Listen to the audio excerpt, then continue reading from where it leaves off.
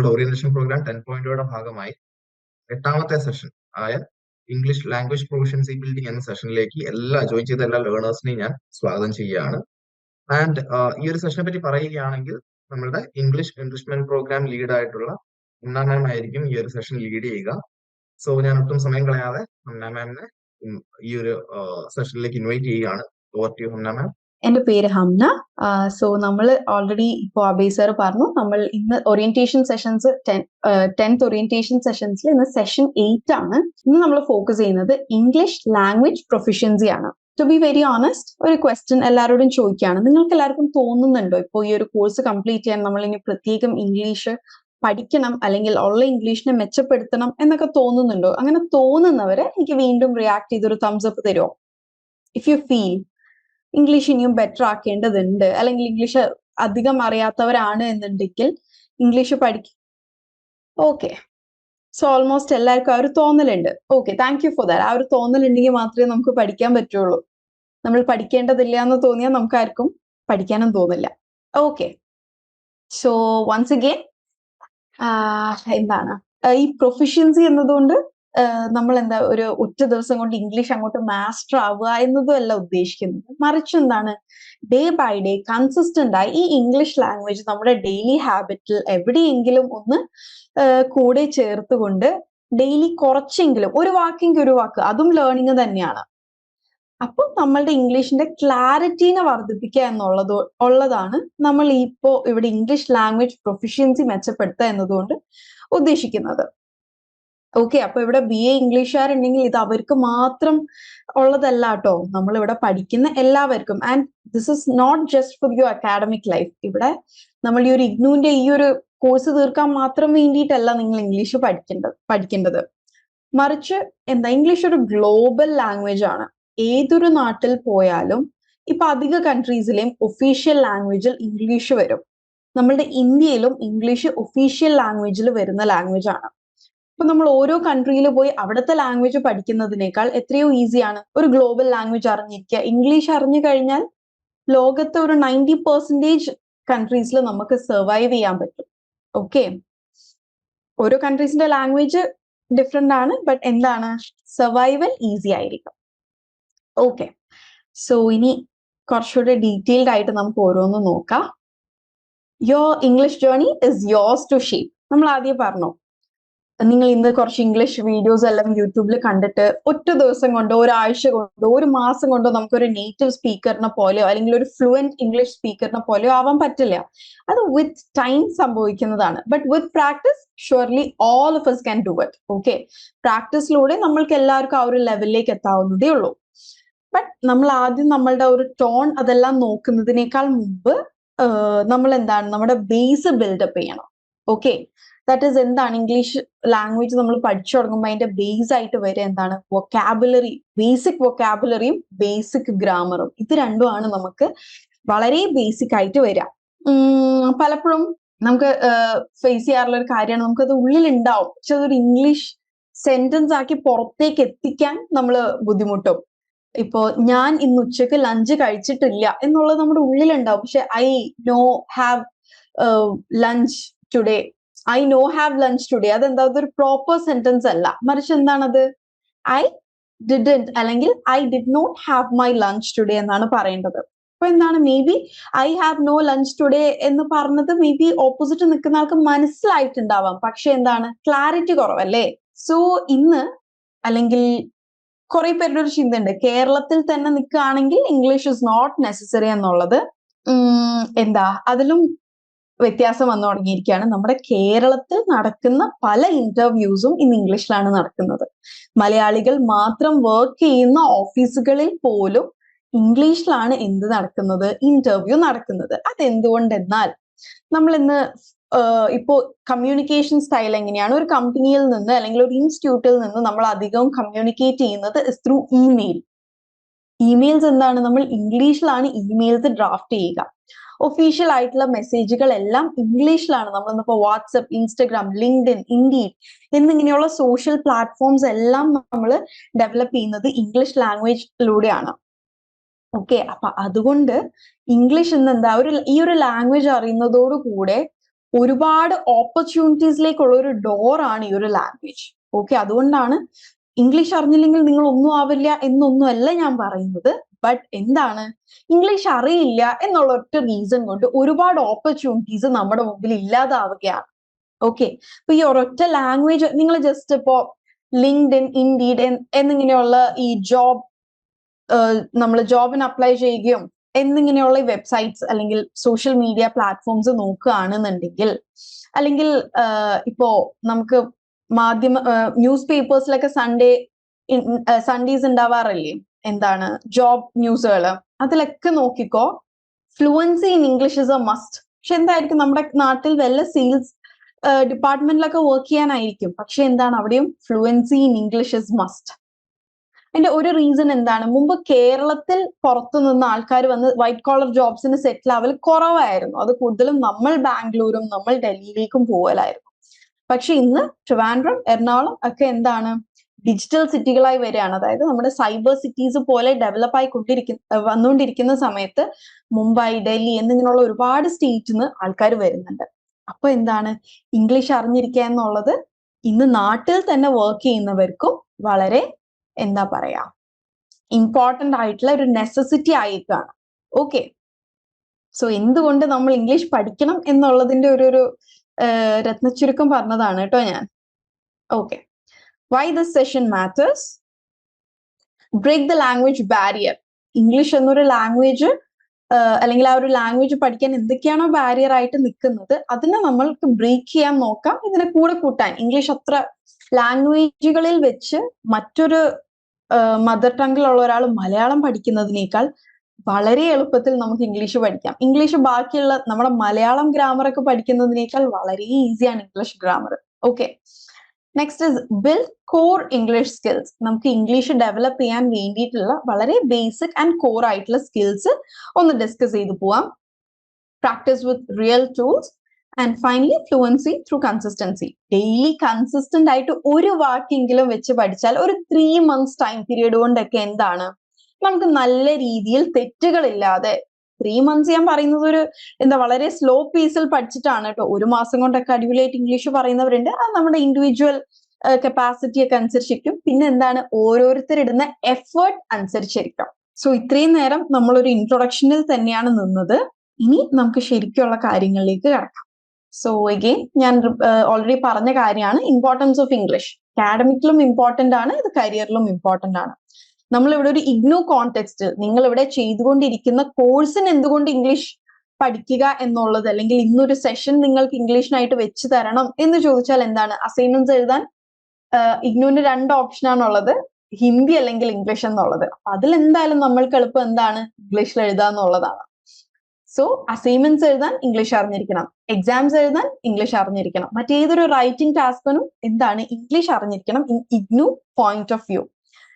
പലപ്പോഴും എന്താണ് നമ്മൾക്ക് കോൺസെപ്റ്റ് എല്ലാം വളരെ ക്ലിയർ ആയിരിക്കും. കാരണം ഇഗ്നുവിൽ ലേൺ വൈസിൽ നിങ്ങൾക്ക് ക്ലാസ്സസും ടീച്ചേഴ്സും മലയാളത്തിൽ എക്സ്പ്ലെയിൻ ചെയ്ത് തരുന്നത് കൊണ്ട് തന്നെ നിങ്ങൾക്ക് എല്ലാവർക്കും വളരെ ക്ലാരിറ്റിയിൽ കോൺസെപ്റ്റുകൾ അറിയുന്നുണ്ടാവും. പക്ഷെ എക്സാമിനേക്ക് വരുമ്പോൾ അത് എന്താവും, ലാംഗ്വേജ് വേണം, എന്നാലേ നമുക്കത് നമ്മുടെ ഓൺ വേർഡ്സിലാവട്ടെ.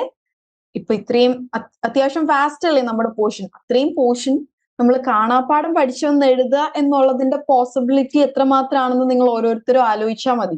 അപ്പൊ കാര്യങ്ങൾ മനസ്സിലാക്കി അത് എഴുതുക എന്നുള്ളതാണ് ഇവിടെ വർക്ക്ഔട്ട് ആവുന്ന മെത്തേഡ്. അപ്പൊ മനസ്സിലാക്കിയ കാര്യങ്ങൾ വളരെ ക്ലാരിറ്റിയിൽ എഴുതണം എന്നുണ്ടെങ്കിൽ എന്ത് വേണം, കൃത്യമായി ലാംഗ്വേജ് നമ്മൾക്ക് ഉപയോഗിക്കാൻ അറിയണം. Next is coming to career context. ഒരു ജോബിന്റെ സ്റ്റാർട്ടിങ് എന്താ, ജോബ് ആപ്ലിക്കേഷൻ. എല്ലാ ജോബ് ആപ്ലിക്കേഷനും ഒരു 95% ഇംഗ്ലീഷിൽ തന്നെയാണ്.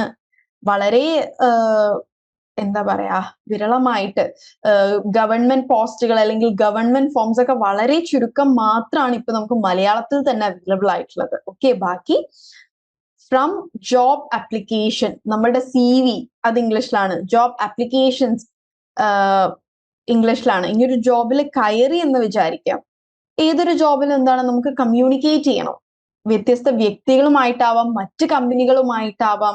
ഇപ്പൊ MBA ഒക്കെ കഴിഞ്ഞിട്ടുള്ളവർ മറ്റുള്ള കമ്പനിയുമായി മാർക്കറ്റിംഗ്, സെയിൽസ്, ഡിഫറെന്റ് ഇതിൽ കമ്മ്യൂണിക്കേറ്റ് ചെയ്യേണ്ടി വരും. അതിനൊക്കെ എന്താ നമുക്ക് ഇംഗ്ലീഷിലാണ് ഇമെയിൽ അയക്കുക. പ്രസന്റേഷൻസ്, സെമിനാർസ്, റിസർച്ച് എന്നിങ്ങനെയുള്ള എല്ലാ മേഖലകളും എന്താണ്? ഇംഗ്ലീഷിലാണ് വരിക. ഓക്കെ, നിങ്ങൾ ആരെങ്കിലും നിങ്ങളുടെ ഏതെങ്കിലും സബ്ജക്റ്റിന്റെ പേപ്പേഴ്സ്, റിസർച്ച് പേപ്പറുകൾ മലയാളത്തിലോ ഹിന്ദിയിലോ മറ്റ് എന്താ പറയാ ഇംഗ്ലീഷ് അല്ലാത്ത ലാംഗ്വേജുകളിൽ കണ്ടിട്ടുണ്ടോ? ഇല്ല. ലാംഗ്വേജ് റിസർച്ച് പേപ്പേഴ്സ് മാത്രമായിരിക്കും ആ ലാംഗ്വേജിൽ വരിക. ഓക്കെ, ബാക്കി science, maths, psychology, chemistry, physics, commerce എല്ലാം വരിക ഇംഗ്ലീഷ് എന്ന ലാംഗ്വേജിൽ തന്നെയാണ്. ഞാൻ പറഞ്ഞു, ഇവിടെ ആരും ഇംഗ്ലീഷ് ഒട്ടും അറിയാത്ത ആൾക്കാരുണ്ടാവില്ല. എല്ലാവർക്കും ബേസിക് വൊക്കാബുലറി ഉണ്ടാവും, ഒരു ബേസ് എല്ലാവർക്കും ഉണ്ടാവും. പക്ഷെ ആ ബേസിനെ നമ്മൾ ഡെവലപ്പ് ചെയ്തില്ലെങ്കിൽ, നമ്മൾ അത് വെച്ച് തന്നെ എഴുതുകയാണെങ്കിൽ എന്താണ്, നമ്മൾ മറ്റേ I have no lunch today ആ ഒരു മൂഡിൽ തന്നെ എഴുതി പോണ്ടി വരും. അതിൽക്കൊരു കുറച്ചുകൂടെ എഫേർട്ട് ഇട്ടാൽ നമുക്ക് എന്ത് ചെയ്യാം, ശരിക്കും ഒരു വളരെ വെൽ സ്ട്രക്ചേർഡ് ആയിട്ടുള്ള ഗ്രാമാറ്റിക്കലി കറക്റ്റ് ആയത്. ഇപ്പോ ചിലവരൊക്കെ എന്റെ ഫ്രണ്ട്സിന്റെ ഇടയിലൊക്കെ തന്നെ നമ്മളിടക്ക് അവര് ഗ്രാമാറ്റിക്കൽ എന്തെങ്കിലും എറർ പറയുമ്പോൾ അത് കറക്റ്റ് ചെയ്ത് കൊടുക്കുമ്പോൾ അവര് ചോദിക്കും, നിനക്ക് കാര്യം മനസ്സിലായില്ലേ എന്ന് ചോദിക്കും. ഓഫ്കോഴ്സ് കാര്യം മനസ്സിലായി, പക്ഷെ അതല്ല, നമ്മൾ പറയുന്ന കാര്യങ്ങൾക്ക് ക്ലാരിറ്റി ഉണ്ടാവുക എന്നുള്ളത് വളരെ ഇമ്പോർട്ടന്റ് ആണ്. അപ്പൊ എന്താണ് ഇവിടെ, same effort, different expression, different result. അതായത് ഇപ്പൊ I have no lunch today എന്നൊക്കെ എഴുതുന്നവർ ഒരുപാട് നേരം ഇരുന്ന് ആലോചിക്കണം ഈ സെന്റൻസിനെ എങ്ങനെ ഫ്രെയിം ചെയ്ത് കൊണ്ടുവരും എന്നുള്ളത്. പക്ഷെ എന്താണ്, കുറച്ച് എഫേർട്ട് ഇട്ട് ഈ ഒരു സെന്റൻസ് ഫോർമേഷൻ പഠിച്ചിട്ടുള്ളവർക്ക് എന്താണ്, അവിടെ ആലോചിക്കാൻ എടുക്കുന്ന സമയം മതി നമ്മൾക്ക് ഇത് പഠിച്ചെടുക്കാൻ. Okay, so different expression, different result. നമ്മൾ നമ്മുടെ ആൻസേഴ്സ് എത്ര ക്ലാരിറ്റിയിൽ എഴുതുന്നു അതനുസരിച്ച് നമ്മുടെ മാർക്ക് കൂടും. ഓക്കെ, സോ ഒരു ഇഗ്നു കോണ്ടെക്സ്റ്റിൽ ചെറിയൊരു റിയൽ ലൈഫ് എക്സാമ്പിൾ പറഞ്ഞതാണ്. പലപ്പോഴും പല ഇന്റർവ്യൂസും ക്രാക്ക് ചെയ്യുന്നവര് ഒരുപാട് നോളജ്, ഭയങ്കര ഡെപ്തിൽ നോളജ് എന്നതിനേക്കാൾ ഉള്ള നോളജിനെ വളരെ കോൺഫിഡന്റ് ആയിട്ടും വളരെ ക്ലാരിറ്റിയോട് കൂടിയും പ്രസന്റ് ചെയ്യുന്നവരാണ് പലയിടത്തും സെലക്ടഡ് ആവുക. ഓക്കെ, എല്ലാ നോളജും ഉണ്ട്, ബട്ട് എന്താണ്, അത് സ്പീക്ക് ഔട്ട് ചെയ്യാൻ, അത് കമ്മ്യൂണിക്കേറ്റ് ചെയ്യാൻ ഉള്ള എബിലിറ്റി ഉണ്ടെങ്കിൽ കാര്യമുണ്ടോ? നിങ്ങളൊരു ഇന്റർവ്യൂവറിന്റെ മുമ്പിലാണ്, അവര് നിങ്ങളോട് ഡിഫൈൻ സൈക്കോളജി എന്ന് പറയുകയാണ്. അപ്പോ എന്താണ് സൈക്കോളജി എന്ന് കഴിഞ്ഞാൽ എന്താണ്, മനസ്സിന് ആൾക്കാരുടെ ബിഹേവിയറും പഠിക്കുകയാണെന്നൊക്കെ ഉള്ളത് ഇങ്ങനെ മലയാളത്തിൽ വരുന്നുണ്ടോ? പെട്ടെന്ന് അത് ഇംഗ്ലീഷിലേക്ക് ഫ്രെയിം ചെയ്യാൻ പറ്റുന്നില്ല, കാര്യമുണ്ടോ? ഇല്ല. So language matters, communication matters. Okay, so നമ്മൾ പറഞ്ഞു നമ്മുടെ ബേസ് ഒന്ന് കോൺക്രീറ്റ് ആക്കണം, ബേസിനെ ഒന്ന് ടൈറ്റ് ആക്കണം. മെയിൻ ആയിട്ട് വരുന്നത് 5 കാര്യങ്ങളാണ്. ടെൻസസ് അറിഞ്ഞിരിക്കണം. ഓക്കെ, സോ ഇതൊക്കെ ഗ്രാമറിന്റെ അടിയിൽ വരുന്ന കാര്യങ്ങളാണ് കേട്ടോ. ഗ്രാമർ എസെൻഷ്യൽസ് ആണ്. Why do we need grammar? നമ്മൾ ഒരു ഫ്രെയിം, നമ്മൾ എന്ത് പണിയുമ്പോഴും ഒരു സ്ട്രക്ചർ ഉണ്ടാവില്ലേ? അപ്പൊ ഒരു സെന്റൻസ് ക്രിയേറ്റ് ചെയ്യുമ്പോഴും ഒരു സ്ട്രക്ചർ വേണം, and that is grammar. Okay, ഇപ്പൊ ഗ്രാമർ ഇല്ലാതെയും പല കാര്യങ്ങളും പറയാം, പക്ഷെ കുറച്ചേരം കേട്ടിരിക്കുമ്പോൾ നമ്മൾക്ക് തന്നെ ഇതെന്തതെന്നുള്ളത് തോന്നും. Okay, I teach you today, come study tomorrow എന്നൊക്കെ ഞാൻ ഇവിടെ ഇരുന്ന് ക്ലാസ് എടുത്താൽ എങ്ങനെയുണ്ടാവും? ഇപ്പോഴും പല യൂണിവേഴ്സിറ്റീസിലും, സെൻട്രൽ യൂണിവേഴ്സിറ്റീസിൽ അടക്കം പ്രൊഫസേഴ്സ് ഇങ്ങനെ സംസാരിക്കുന്നവരുണ്ട്. ഓക്കെ, അത് അവരെ കുറ്റപ്പെടുത്തല്ല, ബട്ട് എന്താണ്, നമ്മളുടെ സ്കൂൾസിലും നമ്മുടെ കോളേജസിലും ഒക്കെ ഇംഗ്ലീഷിന് തരുന്ന ഇമ്പോർട്ടൻസ്, അല്ലെങ്കിൽ സ്പോക്കൺ ഇംഗ്ലീഷ് ഇന്ന് സിറ്റുവേഷൻസ് ആണ്. നമ്മൾ ഇത്രയും കാലം എങ്ങനെ പഠിച്ചു എന്നുള്ളത് നമ്മൾ നോക്കണ്ട, ഇന്ന് തൊട്ട് നമ്മൾ എന്തൊക്കെ ചെയ്യണം, എങ്ങനെ പഠിക്കണം എന്നുള്ളത് നമുക്ക് നോക്കാം. Okay, so first tenses. എന്താണ് ടെൻസസ്? പലരും കേട്ടിട്ടുണ്ടാവും. സോ ടെൻസസ് എന്ന് പറഞ്ഞു കഴിഞ്ഞാൽ നമ്മൾ സെന്റൻസുകൾ പറയുമ്പോൾ ഒന്നില്ലെങ്കിൽ കഴിഞ്ഞു പോയ കാര്യം. Okay, I went out yesterday, ഞാൻ ഇന്നലെ പുറത്തു പോയിരുന്നു. ഇനി ഞാൻ ഇന്ന് പുറത്തു പോവാണെന്ന് എങ്ങനെയാ പറയാ? I am going out today, അല്ലെങ്കിൽ I am going out now എന്നുള്ളതൊക്കെ എന്താണ്? പ്രസന്റ് ആണ്, ഞാൻ ഇപ്പൊ ചെയ്യാണ്, I am going out now. ഇനി ഫ്യൂച്ചർ, ഞാൻ നാളെ പുറത്തേക്ക് പോവും, I will go out tomorrow. Okay, ഇത് നമുക്കിപ്പോ ടെൻസസ് മാത്രം പറയാൻ നമുക്കൊരു 1.5 മണിക്കൂർ വേണം. ഓക്കെ, ഈ ഓരോ ടെൻസിന്റെ അടിയിലും 3 ടെൻസുകളും കൂടെ വരുന്നുണ്ട്. That is in very deep. നമ്മളിപ്പോ തൽക്കാലം അങ്ങനെ പോകുന്നില്ല, മറിച്ച് എന്താക്കുക, ടെൻസുകളെ 3 ആക്കി ഡിഫറൻഷിയേറ്റ് ചെയ്യാം. That is past, present, future. Past, കഴിഞ്ഞു പോയ കാര്യങ്ങളെ കുറിച്ച് സംസാരിക്കാനാണ്. അപ്പൊ എന്തായിരിക്കണം, നമ്മൾ എപ്പോഴും വേർബിന്റെ സെക്കൻഡ് ഫോം ആണ് യൂസ് ചെയ്യുക. ഇപ്പൊ ഗോ എന്നതിന്റെ പാസ്റ്റ് ടെൻസ് എന്താണ്? വെന്റ്. ഡാൻസ് എന്നതിന്റെ എന്താണ്? ഡാൻസ്ഡ്. വാക്ക് എന്നതിന്റെ എന്താണ്? വാക്ഡ്. റൈറ്റ് എന്നതിന്റെ എന്താണ്? Wrote. I wrote yesterday, I am writing, I will write tomorrow. I danced yesterday, I am dancing, I will dance tomorrow. അപ്പൊ എപ്പോഴും സെക്കൻഡ് ഫോം ഓഫ് വേർബ് ആണ് പാസ്റ്റിൽ വരിക കേട്ടോ. ഓക്കെ, ഇനി പ്രസന്റിൽ എപ്പോഴും ദ ഫസ്റ്റ് ഫോം അല്ലെങ്കിൽ ആ ഒരു വേർബ് ഫോം തന്നെയാണ് വരിക. Dance, I am dancing, ING form വരും എപ്പോഴും പ്രസന്റ് പറയുമ്പോൾ. ഓക്കെ, ഞാൻ ഇപ്പൊ ചെയ്തുകൊണ്ടിരിക്കുന്നത് I am dancing, I am talking, I am walking, I am teaching. Okay, പിന്നെ പ്രസന്റ് ടെൻസിൽ വരുന്ന മറ്റൊരു ഇത് ING ഫോം വരാതെയും വരും. അതെങ്ങനെയാണെന്ന് പറഞ്ഞു കഴിഞ്ഞാൽ നമ്മൾ ഡെയിലി ചെയ്യുന്ന habits. I am brushing my teeth, അതായത് ഇപ്പൊ ഞാൻ ബ്രഷ് ചെയ്യല്ലോ, പക്ഷെ നമ്മൾ ഡെയിലി ചെയ്യുന്ന ഒരു ആക്ടിവിറ്റി ആണ് എന്നുണ്ടെങ്കിൽ എന്താണ്, I brush my teeth every day, I take a walk every day. അപ്പൊ അവിടെ എന്താണ്, ING ഫോം യൂസ് ചെയ്യേണ്ട. എന്നാൽ അത് പ്രസന്റും അല്ല, പാസ്റ്റും അല്ല, ഫ്യൂച്ചറും അല്ല, മറിച്ച് എന്താ, നമ്മൾ എല്ലാ ദിവസവും ചെയ്തുകൊണ്ടിരിക്കുന്ന ഒരു പ്രവൃത്തിയാണ്. അപ്പൊ അതിനെന്താ പറയാ, വേർബിന്റെ ആ ഒരു ഫസ്റ്റ് ഫോമാറ്റിൽ തന്നെയാണ് വേർബ് ഉണ്ടാവുക. I walk, I brush, I dance. Okay, ഇപ്പൊ ഡെയിലി ചെയ്യുന്ന പ്രവൃത്തികളെ എന്താണ്, അതിന്റെ കൂടെ ഈസും വാസും ആമും ഒന്നും യോജിപ്പിക്കേണ്ട. Okay, and then comes future. Future tense ആക്കണമെങ്കിൽ എന്ത് ചെയ്യണം, വിൽ ആഡ് ചെയ്യണം. I will, we will, they will, I will study tomorrow, I will go tomorrow. Okay, so ഇതാണ് ടെൻസസിന്റെ മെയിൻ 3 ക്ലാസിഫിക്കേഷൻ ആയിട്ട് വരിക. Next is subject verb agreement. Subject verb agreement എന്ന് പറഞ്ഞു കഴിഞ്ഞാല് നമ്മളിപ്പോ ഐ ആം റൈറ്റിംഗ് എന്നാണ് പറയുക. I am writing my assignment. Okay, പക്ഷെ ഞാൻ ഇപ്പോ വേറൊരു വ്യക്തിയെ കുറിച്ച് സംസാരിക്കുകയാണ്, ഷീ. ഓക്കെ, അതാരും ആവട്ടെ, ഷീ റൈറ്റ്സ് എന്നാണ് പറയാ. ഷീ ഇസ് റൈറ്റിംഗ് വരും, അത് പ്രസന്റ് ആണെങ്കിൽ. ഐ റോട്ട് എന്ന് വരും, അത് ഷീ റോട്ട് ആവും. ബട്ട് എന്താണ്, നമ്മൾ പറഞ്ഞില്ലേ, ഡെയിലി ഹാബിറ്റ്സ് ഒക്കെ വരുമ്പോ ഷീ റൈറ്റ്സ് ആണ് വരിക, ഇനി ദേ റൈറ്റ് ആണ് വരിക. അതായത് ഇത്രയേ ഉള്ളൂ അതിന്റെ ബേസിക്. സിംഗുലറിന്റെ കൂടെ വേർബ് വരുമ്പോ ശ്രദ്ധിച്ച് കേൾക്കണം കേട്ടോ, ഞാൻ പറയുമ്പോൾ കൺഫ്യൂസിങ് ആയി തോന്നും. സിംഗുലർ എന്ന് പറയുമ്പോ എന്താണ്, ഒരു വ്യക്തി. ഇപ്പൊ ഹംന ഒരു വ്യക്തിയാണ്, അതായത് ഞാൻ ഒരാളാണ്. ഇപ്പൊ ഐ ആം റൈറ്റിംഗ് ആണ് വരിക.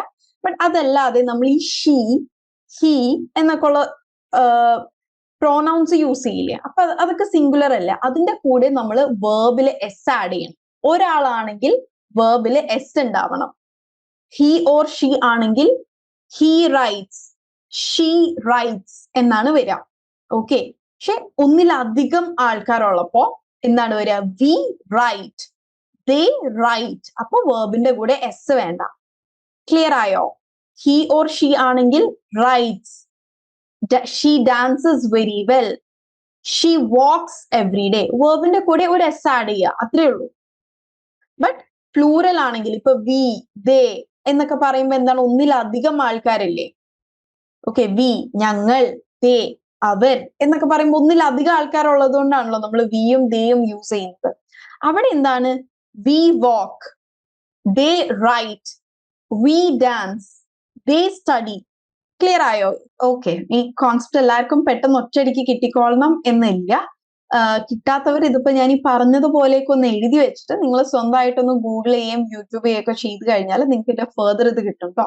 നമ്മളിത് മാത്രം എക്സ്പ്ലെയിൻ ചെയ്ത് നമുക്ക് ഈ ഒരു 60 മിനിറ്റ്സിൽ ഒരു ഇച്ചിരി കാര്യങ്ങൾ കവർ ചെയ്യാനുണ്ട്. അപ്പൊ എന്താണ്, നമ്മൾ അന്ന് പറഞ്ഞ ടൈം മാനേജ്മെന്റ് നമ്മൾ തെറ്റിപ്പോകും. ഓക്കെ, ആർട്ടിക്കിൾസ് എന്ന് പറഞ്ഞു കഴിഞ്ഞാല് നമ്മള് എന്താ, എ, ആൻഡ്, ദ യൂസ് ചെയ്യില്ല. ഇപ്പൊ for example this is A pen.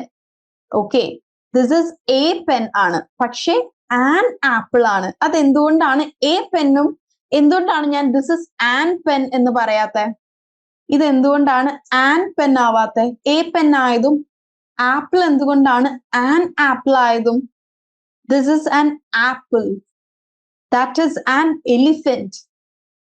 ആപ്പിളും എലിഫന്റിനും ഒക്കെ ആനും, ഈ പെന്നും പെൻസിലിനൊക്കെ എയും ആയത് എന്തുകൊണ്ടാണ്?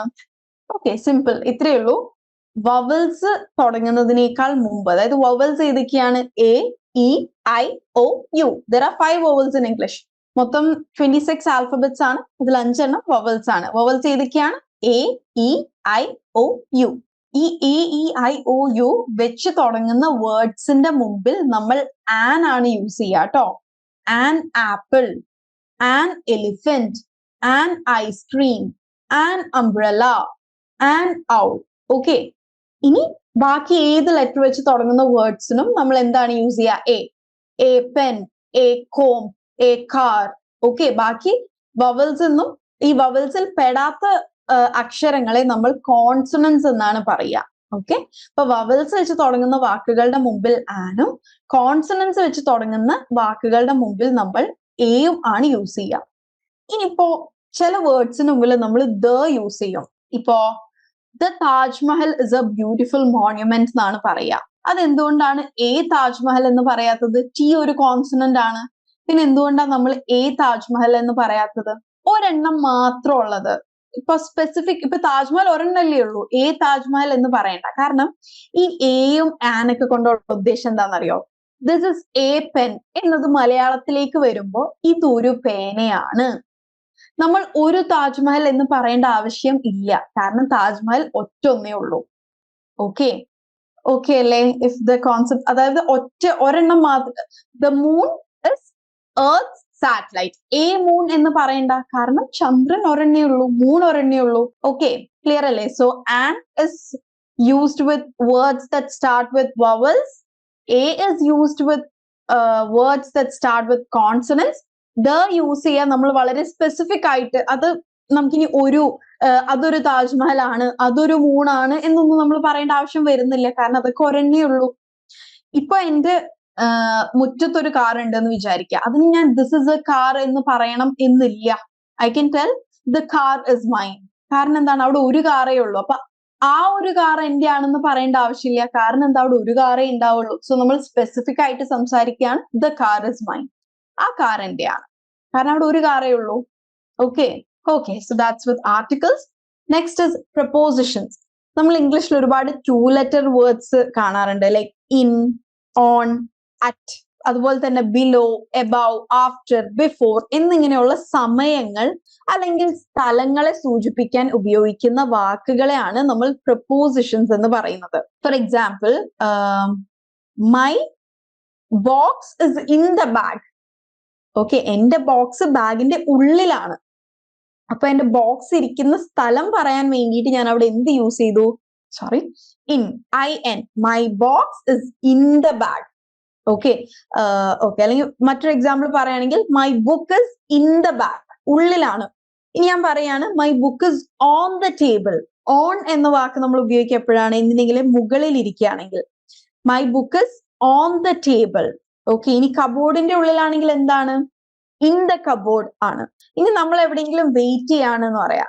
നമ്മളിപ്പോ ഒരു ബസ് സ്റ്റോപ്പിൽ നമ്മുടെ ഫ്രണ്ടിനെ വെയിറ്റ് ചെയ്യുകയാണെങ്കിൽ നമുക്ക് ഫ്രണ്ടിനെ വിളിച്ച് എന്ത് പറയാം? I am waiting at the bus stop. ഞാൻ ഇപ്പോ എവിടെയാണുള്ളതെന്ന് വെച്ചാൽ I am at the bus stop. I am waiting for you at the shopping mall എന്ന് പറയാം. Okay, in the shopping mall is also right, but you can also use at the shopping mall. Okay, പിന്നെ എന്താണ്? Words like below, above. My book is below your book. Below എന്ന് പറഞ്ഞാൽ നിന്റെ ബുക്കിന്റെ താഴെ എന്റേതുണ്ട്. My book is above your book. നിന്റെ ബുക്കിന്റെ മുകളിൽ എന്റെ പുസ്തകമുണ്ട്. I drink A coffee before my breakfast. Before, നമ്മൾ മുമ്പ്, ഞാൻ ബ്രേക്ക്ഫാസ്റ്റ് കഴിക്കുന്നതിനേക്കാൾ മുമ്പ് കോഫി കുടിക്കും. Okay, I take a walk after my breakfast. After, ശേഷം. ഓക്കെ, സോ ഈ below, above, after, before, under, in, on, at എന്നിങ്ങനെയുള്ള വാക്കുകളൊക്കെ, അതായത് നമ്മൾ എന്തിന്റെങ്കിലും സ്ഥലം അല്ലെങ്കിൽ എന്തിന്റെങ്കിലൊക്കെ സമയം സൂചിപ്പിക്കാൻ ഉപയോഗിക്കുന്ന ഇത്തരത്തിലുള്ള വാക്കുകൾ നമ്മൾ പ്രപ്പോസിഷൻസ് എന്ന് പറയും. Okay, prepositions are very important. നമ്മൾ ഡെയിലി സെന്റൻസുകളിൽ ഏറ്റവും കൂടുതൽ ഉപയോഗിക്കുക പ്രപ്പോസിഷൻസ് ആണ്. ഓക്കെ, അപ്പോ have A clarity about prepositions. നിങ്ങൾ വെറുതെ ഗൂഗിളിൽ പോയി പ്രപ്പോസിഷൻസ് അടിച്ചാൽ തന്നെ ലിസ്റ്റ് ഓഫ് പ്രപ്പോസിഷൻസും അത് എവിടെയൊക്കെ എങ്ങനെയൊക്കെ വിത്ത് എക്സാമ്പിൾ സെന്റൻസ് നിങ്ങൾക്ക് കിട്ടും കേട്ടോ. ഓക്കെ, ആൻഡ് ഞാൻ ഈ ഓരോ സെന്റൻസ് പറയുന്നതിന്റെ ഒപ്പം തന്നെ നിങ്ങൾ നിങ്ങളുടേതായിട്ടുള്ള രീതിയിൽ ഒരു സെന്റൻസ് ഒക്കെ മൈൻഡിൽ ക്രിയേറ്റ് ചെയ്ത് നോക്കിക്കോളൂ കേട്ടോ. That will be more helpful for you. ഞാൻ ഈ പറയുന്ന സെന്റൻസുകളോടൊപ്പം നിങ്ങൾക്ക് റിലേറ്റ് ചെയ്യാൻ പറ്റുന്ന സെന്റൻസുകൾ കൂടെ ഉണ്ടാക്കുമ്പോൾ അത് കൂടുതൽ എളുപ്പമായിരിക്കും. Okay, next is sentence structure. നമ്മൾ ഇംഗ്ലീഷില് സെന്റൻസുകൾ ഫോം ചെയ്യേണ്ടതിന് ഒരു ഫോർമാറ്റ് ഉണ്ട്. അതിന് സിൻടാക്സ് എന്ന് പറയും. അതായത് സബ്ജക്ട്, വേർബ്, ഒബ്ജക്ട്, SVO ഫോർമാറ്റിലാണ് നമ്മളൊരു സെന്റൻസ് ഫോം ചെയ്യേണ്ടത്. For example, dog eats bone. അതായത് പട്ടികൾ എല്ലാണ് കഴിക്കുക എന്നുള്ളത്. അത് മലയാളത്തിൽ നമ്മൾ എന്താ പറഞ്ഞേ? പട്ടികൾ എല്ല് കഴിക്കും. പക്ഷെ ഇംഗ്ലീഷിൽ വന്നപ്പോ എന്തായി? Dogs eat bones. ഓക്കെ, അപ്പൊ സബ്ജക്റ്റ് എന്ന് പറയുന്നത് എന്താണ്? ആൾക്കാരുണ്ടെങ്കിൽ, ഇപ്പൊ വ്യക്തികൾ, നമ്മൾ മനുഷ്യന്മാരെ കുറിച്ചൊക്കെ പറയുമ്പോൾ അതായിരിക്കണം first word. I am writing, I am teaching you. അപ്പൊ ഐ എന്നതാണ് സബ്ജക്ട്. ഇവിടെ നമ്മൾ പട്ടികളെ കുറിച്ച് പറഞ്ഞപ്പോൾ പട്ടി അല്ലെങ്കിൽ ഡോഗ് ആണ് അവിടുത്തെ സബ്ജക്റ്റ് ആയിട്ട് വരിക. Next is verb. വേർബ് എന്ന് പറഞ്ഞാൽ എന്താണ്? ആക്ഷൻ വേർഡ് ആണ്. ഓക്കെ, നമ്മൾ ചെയ്യുന്ന പ്രവൃത്തിയെ സൂചിപ്പിക്കുന്ന വാക്കുകളാണ് എന്ത്? വേർബ് അഥവാ ആക്ഷൻ വേർഡ്. അപ്പൊ എന്താണ്? ഡോഗ് ഈറ്റ്സ്, തിന്നുക എന്ന ആക്ഷനായി. Okay, I am teaching, I am teaching English. Teaching എന്താണ്? ഞാൻ ചെയ്യുന്ന ആക്ഷനായി. ഓക്കെ, സോ ആദ്യം സബ്ജക്റ്റ് വരണം. അതായത് പ്രവൃത്തി ചെയ്യുന്ന വ്യക്തി ആരാണ്, ആരെ കുറിച്ചാണ് നമ്മൾ പറയുന്നത്, അതാദ്യം വരണം. അതാണ് സബ്ജക്റ്റ്. Next is verb. എന്താണ് ചെയ്യുന്നത്, ചെയ്യുന്ന പ്രവൃത്തി എന്താണെന്നുള്ളത്. Finally object. Subject, verb, object. Object എന്ന് പറഞ്ഞു കഴിഞ്ഞാൽ ഇപ്പോ നമ്മൾ പട്ടി തിന്നുകയാണെന്ന് പറഞ്ഞു. എന്താണ് കഴിക്കുന്നത്? ഞാൻ പഠിപ്പിക്കുകയാണെന്ന് പറഞ്ഞു. എന്താണ് പഠിപ്പിക്കുന്നത്? ഓക്കെ, നമ്മൾ ആ പ്രവൃത്തി ചെയ്യുന്നത് എന്തിന്റെ മുകളിലാണ്? Dog is eating bone. I am teaching English. Okay, അപ്പൊ നമ്മൾ ആ വേർബ് ഇപ്പോ എസ് പ്ലസ് വി, സബ്ജക്റ്റും വേർബും മാത്രം ഉണ്ടെങ്കിലും നമുക്ക് സെന്റൻസ് ഫോം ചെയ്യാം. ഐ ആം ടീച്ചിങ്, അതിൽ ഒബ്ജക്റ്റ് ഇല്ല. ദ ഡോഗ് ഇസ് ഈറ്റിംഗ്, അതിൽ ഒബ്ജക്റ്റ് ഇല്ല. എന്താണ്? ഡോഗ് സബ്ജക്റ്റ് ആണ്, ഈറ്റിംഗ് വേർബ് ആണ്, ഒബ്ജക്റ്റ് അതിലില്ല. ഐ ആം ടീച്ചിങ് എന്നതിൽ ഐ സബ്ജക്റ്റ് ആണ്, ടീച്ചിങ് എന്നത് വേർബ് ആണ്, അതിലും ഒബ്ജക്റ്റ് വന്നിട്ടില്ല. Okay, next sentence, she is making biryani. അപ്പൊ ഇതിൽ ഷീ എന്നത് എന്താവും? സെൽഫ് ആൻസർ ചെയ്ത് നോക്കുക കേട്ടോ. ഷീ ഇസ് മേക്കിംഗ് ബിരിയാണി എന്നതാണ് സെന്റൻസ്. അതിൽ ഷീ എന്താണ്? സബ്ജക്റ്റ് ആണ്. ഓക്കെ, അപ്പൊ ഷീ എന്നത് സബ്ജക്റ്റ് ആണ്. ഇനി ഷീ ഇസ് മേക്കിംഗ്, ഉണ്ടാക്കുകയാണ്. അപ്പൊ മേക്കിംഗ് എന്താണ്? ഒരുപാട് പേരുടെ എനിക്ക് കാണാം. Okay, this is also good. Verb ആണ്, അതായത് ആക്ഷൻ, ചെയ്യുന്ന പ്രവൃത്തിയാണ്. ഇനി എന്ത് പ്രവൃത്തിയാണ് ചെയ്യുന്നത്? അതായത് ഷീ ഈസ് മേക്കിംഗ് എന്ന് പറഞ്ഞു. എന്താണ് മേക്ക് ചെയ്യുന്നത്? എന്താണ് ഉണ്ടാക്കുന്നത്? She is making biryani. അപ്പൊ ബിരിയാണി എന്തായിട്ട് വരും? ഒബ്ജക്റ്റ്. Very good. ഓക്കെ, അപ്പൊ ഇംഗ്ലീഷിൽ എപ്പോഴും ഒരു സെന്റൻസ് ഫോമാറ്റ് എന്തായിട്ടാണ് വരിക? SVO, subject plus verb plus object. ഈ ഒരു ഫോർമാറ്റിലായിരിക്കണം നിങ്ങളുടെ സെന്റൻസുകൾ ഉണ്ടായിരിക്കേണ്ടത്. ഓക്കെ, എന്താ പറയാ? ഡോഗ് ബോൺ ഈറ്റിംഗ് എന്ന് പറഞ്ഞാൽ അത് തെറ്റാണ്. അപ്പൊ എപ്പോഴും ഈ SVO ആലോചിച്ച് വെച്ചാൽ മതി. Dog is eating bone, dog bone eating അല്ല. ഐ സ്കൂൾ ഗോ അല്ല, I go to school. Okay, I tomorrow come അല്ല, ഐ വിൽ കം ടുമാറോ ആണ്. ഓക്കെ, അപ്പൊ എപ്പോഴും വേർബ് നടുക്കുണ്ട്, നമ്മൾ ചെയ്യുന്ന ആക്ഷൻ നടുക്കുണ്ട് എന്ന് ഉറപ്പ് വരുത്തുക. ഇവിടെ എന്താണ് പറ്റുക? നമ്മൾ മലയാളികൾ മലയാളത്തിൽ നിന്ന് നേരെ ഇംഗ്ലീഷിലാക്കാൻ നോക്കും. ഞാൻ സ്കൂളിലേക്ക് പോവുകയാണ്. അപ്പൊ അതെന്ത് വരും? ഞാൻ, I, school go, I school go എന്നാവും. പക്ഷെ അത് തെറ്റല്ലേ? ഇംഗ്ലീഷിൽ എന്താ വരിക? I am going to school ആണ്. കാരണം ആക്ഷൻ നടുക്ക് വരണം. ഓക്കെ, മലയാളത്തിലും സബ്ജക്റ്റ് ആദ്യം വരും, പക്ഷെ ഒബ്ജക്റ്റ് കഴിഞ്ഞിട്ടാണ് മലയാളത്തിൽ വേർബ് വരിക. മലയാളത്തിൽ SOV എന്നുള്ള ഒരു ഫോർമാറ്റിലാണ് വരിക. ഓക്കെ, സോ ഇംഗ്ലീഷ് നിങ്ങൾ ഓർത്ത് വെക്കുക, SVO, അത് എഴുതി വെച്ചോളൂ. Subject plus verb plus object. ഈ പറഞ്ഞ 5 കാര്യങ്ങളിൽ ശ്രദ്ധ പുലർത്തുകയാണെങ്കിൽ 90% ഓഫ് എറേഴ്സ് നമുക്ക് ഇവിടെ തന്നെ കട്ട് ഓഫ് ചെയ്ത് കളയാം. ഓക്കെ, ബേസിക് ഡെയിലി കമ്മ്യൂണിക്കേഷന് ഇത് തന്നെ ധാരാളമാണ്. ഓക്കെ, ഇതിന്റെ ഒരു ബേസ് ഞാൻ പറഞ്ഞു തന്നു കഴിഞ്ഞാൽ നിങ്ങൾക്ക് തന്നെ ഡെവലപ്പ് ചെയ്യാവുന്നതേ ഉള്ളൂ.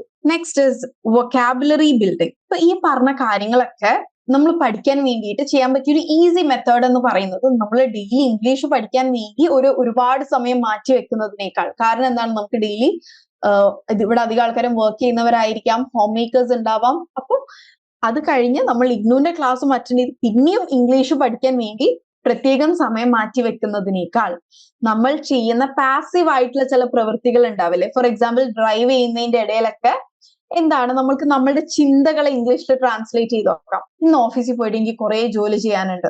I have to finish a lot of work at office today. അങ്ങനെ എന്താണ് നമ്മുടെ ചിന്തകളെ നമ്മൾ ഇംഗ്ലീഷിൽ ചെയ്തു നോക്കുക. മറ്റൊരു ഹാബിറ്റ് എന്താന്ന് പറഞ്ഞു കഴിഞ്ഞാൽ, നമ്മൾ ചെയ്യുന്ന മോർണിംഗ് എണീറ്റ് തൊട്ട് രാത്രി വരെയുള്ള എല്ലാ ചെയ്യുന്ന ഓരോ പ്രവൃത്തിയും നമ്മൾ ചെയ്യുമ്പോൾ അതൊന്ന് ഇംഗ്ലീഷിൽ ആലോചിച്ച് നോക്കുക. ഞാൻ ചപ്പാത്തി കുഴക്കുകയാണ്, അതെങ്ങനെയാ ഇംഗ്ലീഷിൽ പറയാം? നിങ്ങൾ എല്ലാവരും ഒന്ന് ആലോചിച്ച് നോക്കിയാൽ മതി കേട്ടോ. എന്തൊക്കെയാണ് നിങ്ങളുടെ മൈൻഡിൽ വരുന്ന വാക്കുകൾ? ഞാൻ ചപ്പാത്തിക്ക് കുഴക്കുകയാണ്. ഐ മിക്സിംഗ് ചപ്പാത്തി എന്നൊക്കെയാണോ വരുന്നത്? I am kneading the dough എന്നാണ് കേട്ടോ പറയാ. KNEAD, knead, കുഴക്കുക.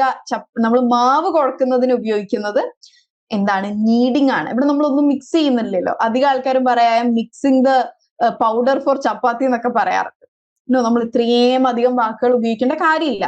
അപ്പോ ഈ ഐ ആം നീഡിങ് ദ ഡോ, നിങ്ങൾ ഡെയിലി ചപ്പാത്തി അല്ലെങ്കിൽ ഓരോ കാര്യം ചെയ്യുമ്പോൾ അതിങ്ങനെ മൈൻഡിൽ പറഞ്ഞു കഴിഞ്ഞാൽ അതവിടെ ഫീഡ് ആവും. അപ്പൊ നമ്മുടെ ഡെയിലി ലൈഫിൽ നടക്കുന്ന കാര്യങ്ങൾ ഇംഗ്ലീഷിലേക്ക് എന്താ പറയാ കൺവേർട്ട് ചെയ്തെടുക്കാൻ ഭയങ്കര എളുപ്പമാണ്. ഓക്കെ, നീഡിങ് ദ ഡോ.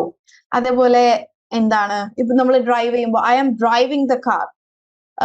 നമ്മൾ വണ്ടി വാഷ് ചെയ്യുമ്പോൾ I am washing my car. നമ്മൾ തുണികൾ അലക്കുമ്പോൾ എന്താണ്? I am doing my laundry. I am washing my cloth എന്നും പറയാം. ബട്ട് എന്താണ്? I am doing the laundries. കുറച്ചും കൂടി ഒരു സ്റ്റാൻഡേർഡ് ആയി.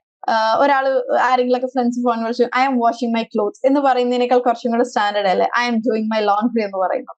ഓക്കെ, അപ്പൊ അത്രേ ഉള്ളൂ. നമ്മൾ ഡെയിലി ചെയ്യുന്ന കാര്യങ്ങളൊക്കെ നിങ്ങൾ അങ്ങനെ പഠിച്ചു വെക്കുകയാണെന്നുണ്ടെങ്കിൽ ഈ ഡെയിലി കമ്മ്യൂണിക്കേഷൻ എന്നുള്ളത് ഭയങ്കര എളുപ്പമാവും. ഓക്കെ, അപ്പൊ നമ്മൾ എക്സ്ട്രാ ഒരു സമയം മാറ്റി വെക്കുന്നതും നമുക്ക് കുറക്കാം. നമ്മൾ നേരത്തെ പറഞ്ഞു 2 വളരെ ബേസിക് ആയിട്ടുള്ള കാര്യങ്ങൾ ഗ്രാമറും വൊക്കാബുലറി ആണെന്നും. ഈ ഗ്രാമർ ഉപയോഗിക്കണമെങ്കിൽ നമുക്ക് എന്ത് വേണം? വൊക്കാബുലറി വേണം. ഞാൻ നേരത്തെ ചപ്പാത്തി കുഴക്കുക എന്ന് പറഞ്ഞപ്പോൾ ഇവിടെ ഒരു 50% ആൾക്കാർക്ക് എന്തായാലും നീഡിങ് അറിയുന്നുണ്ടാവില്ല. ഓക്കെ, അല്ലെങ്കിൽ അത് പെട്ടെന്ന് കിട്ടിയിട്ടുണ്ടാവില്ല. So we need the right vocabulary. ഈ റൈറ്റ് വൊക്കാബുലറി ഇല്ലെങ്കിൽ ഉള്ള പ്രശ്നം ഉണ്ടല്ലോ, മിസ്കമ്മ്യൂണിക്കേഷൻ ക്യാൻ ഹാപ്പൻ. അല്ലെങ്കിൽ എന്താ, നമ്മൾ പറഞ്ഞ് കഷ്ടപ്പെടേണ്ടി വരും. ഈ നേരത്തെ പറഞ്ഞ പോലെ I was mixing the powder to make chapati. അതൊക്കെ എന്ത് കോംപ്ലിക്കേറ്റഡ് ആയ സംഭവമാണ്. അപ്പൊ കൃത്യമായിട്ടുള്ള വൊക്കാബുലറി ഉണ്ടാവുക എന്നുള്ളത് വളരെ ഇമ്പോർട്ടന്റ് ആണ്. നമ്മൾക്ക് ഡെയിലി ഈസി ആയിട്ട് ഒരു 3 to 5 ഇംഗ്ലീഷ് വേർഡ്സ് പുതിയത് പഠിക്കാൻ പറ്റും. പക്ഷെ അധിക ആൾക്കാരും എന്താ ചെയ്യാന്ന് പറഞ്ഞാൽ പഠിക്കും, പിന്നെ അത് യൂസ് ചെയ്യില്ല. അപ്പൊ നമ്മൾ സ്വാഭാവികമായും മറക്കും. ഇവിടെ ഒരു ഈസി മെത്തേഡ് പറഞ്ഞുതരാം. 3 words a day. നിങ്ങൾ എല്ലാവരും നിങ്ങളുടേതായിട്ടുള്ള ഒരു ഡിക്ഷണറി ക്രിയേറ്റ് ചെയ്യുക. ഓക്കെ, അത് ഫോണിൽ ചെയ്യുന്നതിനേക്കാൾ നല്ലത് ഇപ്പോ എന്താ പറയാ ചെറിയ സ്റ്റിക്കി നോട്ട് ഒക്കെ ഉണ്ടാവില്ലേ, ഇതേപോലെ ചെറിയ ഇത്രയുള്ള സ്റ്റിക്കി നോട്ട്സ് കിട്ടും, അതായാലും മതി. അപ്പൊ നമുക്ക് ഡെയിലി ടേൺ ഓവർ ചെയ്ത് പഠിക്കാം. അതായത് നമ്മൾ അല്ലാതെ തന്നെ അത്യാവശ്യത്തിൽ അധിക സമയം ഫോണിൽ ചെലവഴിക്കുന്നുണ്ട്. പിന്നെ ഫോണിൽ നമ്മൾ കോപ്പി പേസ്റ്റ് ചെയ്ത് സേവ് ചെയ്തിടുന്നതും നമ്മൾ ഒരു പ്രാവശ്യം എഴുതുമ്പോഴും എന്താണ്, അത് കൂടുതൽ ബ്രെയിനിലേക്ക് പതിയും. ഓക്കെ, ഇപ്പൊ നിങ്ങൾ എഴുതേണ്ട ഒരു രീതിയാണ് കേട്ടോ ഇവിടെ ഉള്ളത്. ഇവിടെ ഒരു വേർഡ് കൊടുത്തിട്ടുണ്ട്, ഇവാലുവേറ്റ്. നിങ്ങൾക്ക് നിങ്ങളുടെ ക്വസ്റ്റ്യൻ പേപ്പറിലൊക്കെ ഈ വേർഡ് കാണാൻ പറ്റും. ഇവാലുവേറ്റ് ദ ഗിവൺ ടോപ്പിക് എന്ന് പറഞ്ഞിട്ട് എന്തെങ്കിലും ഒരു ടോപ്പിക് തന്നിട്ടുണ്ടാവും. ഇവാലുവേറ്റ്, അസസ്, സമ്മറൈസ് എന്നൊക്കെ ഉള്ളത് നിങ്ങളുടെ ക്വസ്റ്റ്യൻ പേപ്പറിൽ നിങ്ങൾക്ക് കാണാൻ പറ്റും. Okay, evaluate the positive reinforcement method in teaching. Okay, അപ്പൊ ആ മെത്തേഡിന് എന്ത് ചെയ്യാ? ഇവാലുവേറ്റ് ചെയ്യാന്ന് പറഞ്ഞാൽ എന്താണ്? അതിനെ അസസ് ചെയ്യുക അല്ലെങ്കിൽ ജഡ്ജ് ചെയ്യുക. അത് നല്ലതാണോ ചീത്തയാണോ, അതിന്റെ അഡ്വാൻറ്റേജസും. ഫോർ എക്സാമ്പിൾ, ഇവാലുവേറ്റ് എന്ന് ക്വസ്റ്റ്യനിൽ ഉണ്ടാവുന്ന സമയത്ത് അതിന്റെ ആൻസറിൽ എന്തുണ്ടാവണം? അതിന്റെ അഡ്വാൻറ്റേജസും ഉണ്ടാവണം, ഡിസ്അഡ്വാൻറ്റേജസ് ഉണ്ടാവണം. പോസിറ്റീവ് റീഇൻഫോഴ്സ് മെത്തേഡിനെ ഇവാലുവേറ്റ് ചെയ്യുക എന്ന് പറയുന്ന സമയത്ത് പോസിറ്റീവ് റീഇൻഫോഴ്സ്മെന്റിന്റെ പോസിറ്റീവ് സൈഡും അഡ്വാൻറ്റേജസും ഡിസ്അഡ്വാൻറ്റേജസും അതിന്റെ ആൻസറിൽ ഉണ്ടായിരിക്കണം. ഓക്കെ, ഇതിന്റെ മീനിങ് എത്രയേ ഉള്ളൂ? ടു അസസ് ഓർ ജഡ്ജ്, ഒരു കാര്യത്തിനെ കൃത്യമായി അനലൈസ് ചെയ്യുക. Okay, evaluate can be A synonym of analyse. പിന്നെ എന്താണ്? എക്സാമ്പിൾ സെന്റൻസ് കൂടെ ക്രിയേറ്റ് ചെയ്യുക. I will evaluate the results before deciding. നമ്മളൊരു ഡിസിഷൻ എടുക്കുന്നതിന് മുമ്പ് എന്ത് ചെയ്യുക? ഇവാലുവേറ്റ് ചെയ്യുക. നമ്മുടെ പേപ്പേഴ്സ് ഒക്കെ ഇവാലുവേറ്റ് ചെയ്യപ്പെടുകയാണ് ചെയ്യുന്നത്. അത് കറക്ഷൻ ചെയ്യുന്നതിന് എന്താണ് ഇവാലുവേഷൻ എന്ന് പറയാറില്ല. ഇവാലുവേഷൻ ക്യാമ്പുകൾ കാരണം നമുക്ക് കോളേജിൽ കുറെ മുടക്കം കിട്ടിയിട്ടില്ലേ? കാലിക്കറ്റ് യൂണിവേഴ്സിറ്റിയിൽ ഡിഗ്രി ചെയ്ത ആൾക്കാരുണ്ടെങ്കിൽ ഈ വാക്ക് വളരെ പരിചിതമായിരിക്കും. ഇവാലുവേഷൻ ക്യാമ്പ് കാരണം 5-6 ദിവസമൊക്കെ അടുപ്പിച്ച് മുടക്കം കിട്ടാറുണ്ട് കാലിക്കറ്റ് യൂണിവേഴ്സിറ്റിക്കാർക്ക്. പിന്നെ കൊടുത്തിരിക്കുന്നത് ടോൺ, അതായത് ഇപ്പൊ നമ്മൾ ഫ്രണ്ട്സിന്റെ ഇടയിലൊക്കെ ഇരുന്നിട്ട് നമ്മൾ മൂന്നാർ പോണോ, ഇടുക്കി പോണോ, അല്ലെങ്കിൽ വയനാട് പോണോ എന്ന് ഡിസ്കസ് ചെയ്യുന്ന സമയത്ത് എവിടെ പോകണമെന്നൊന്ന് ഇവാലുവേറ്റ് ചെയ്ത് നോക്കിയെന്ന് പറയേണ്ട ആവശ്യമില്ല. കാരണം എന്താണ്? ഇവാലുവേറ്റ് എന്ന പദം നമ്മൾ ഫോർമലി യൂസ് ചെയ്യുന്നതാണ്. ഓക്കെ, ഫോർമൽ സെറ്റപ്സ് എന്ന് പറയുന്നത് നമ്മൾ പഠിക്കുന്നിടത്ത്, ജോലി ചെയ്യുന്നിടത്ത് ഒക്കെ യൂസ് ചെയ്യുന്നതാണ്. അല്ലെങ്കിൽ ഫോർമൽ മീറ്റിംഗ്സിൽ, ഇപ്പൊ ഞാനിവിടെ ഇംഗ്ലീഷ് പഠിപ്പിക്കുന്ന സമയത്ത് എനിക്ക് നിങ്ങളുടെ അടുത്ത് യൂസ് ചെയ്യും. കാരണം എന്താണ്? ഇതൊരു ഫോർമൽ സെറ്റപ്പ്. അപ്പൊ നിങ്ങൾ ഇങ്ങനെ ഡെയിലി 3 വേർഡ്സ് പെർ ഡേ പഠിക്കുക എന്നുള്ളൊരു ഹാബിറ്റ് ഉണ്ടാക്കിയാൽ വളരെ ഈസിയാണ്. തുടങ്ങുന്ന സമയത്ത് നിങ്ങൾക്ക് വേണമെങ്കിൽ ആദ്യത്തെ ഒരാഴ്ച ഒരു വേർഡ് പഠിച്ചാൽ മതി ഒരു ദിവസം. സെക്കൻഡ് വീക്ക് ആകുമ്പോഴേക്കും അതൊരു 2 വേർഡ്സ് ആക്കുക, പിന്നെ 3 വേർഡ്സ് ആക്കുക എന്നുള്ള നിലക്ക് പോവാം. 3 വേർഡ്സ് ഡേ പഠിച്ചാൽ 90 വേർഡ്സ് ഇൻ എ മന്ത് പഠിച്ചു. ഇങ്ങനെ പഠിച്ച ഇംഗ്ലീഷിലെ വാക്കുകൾ കഴിഞ്ഞു പോകല്ലോ എന്ന് വിചാരിക്കേണ്ട, അങ്ങനെ കഴിയില്ല.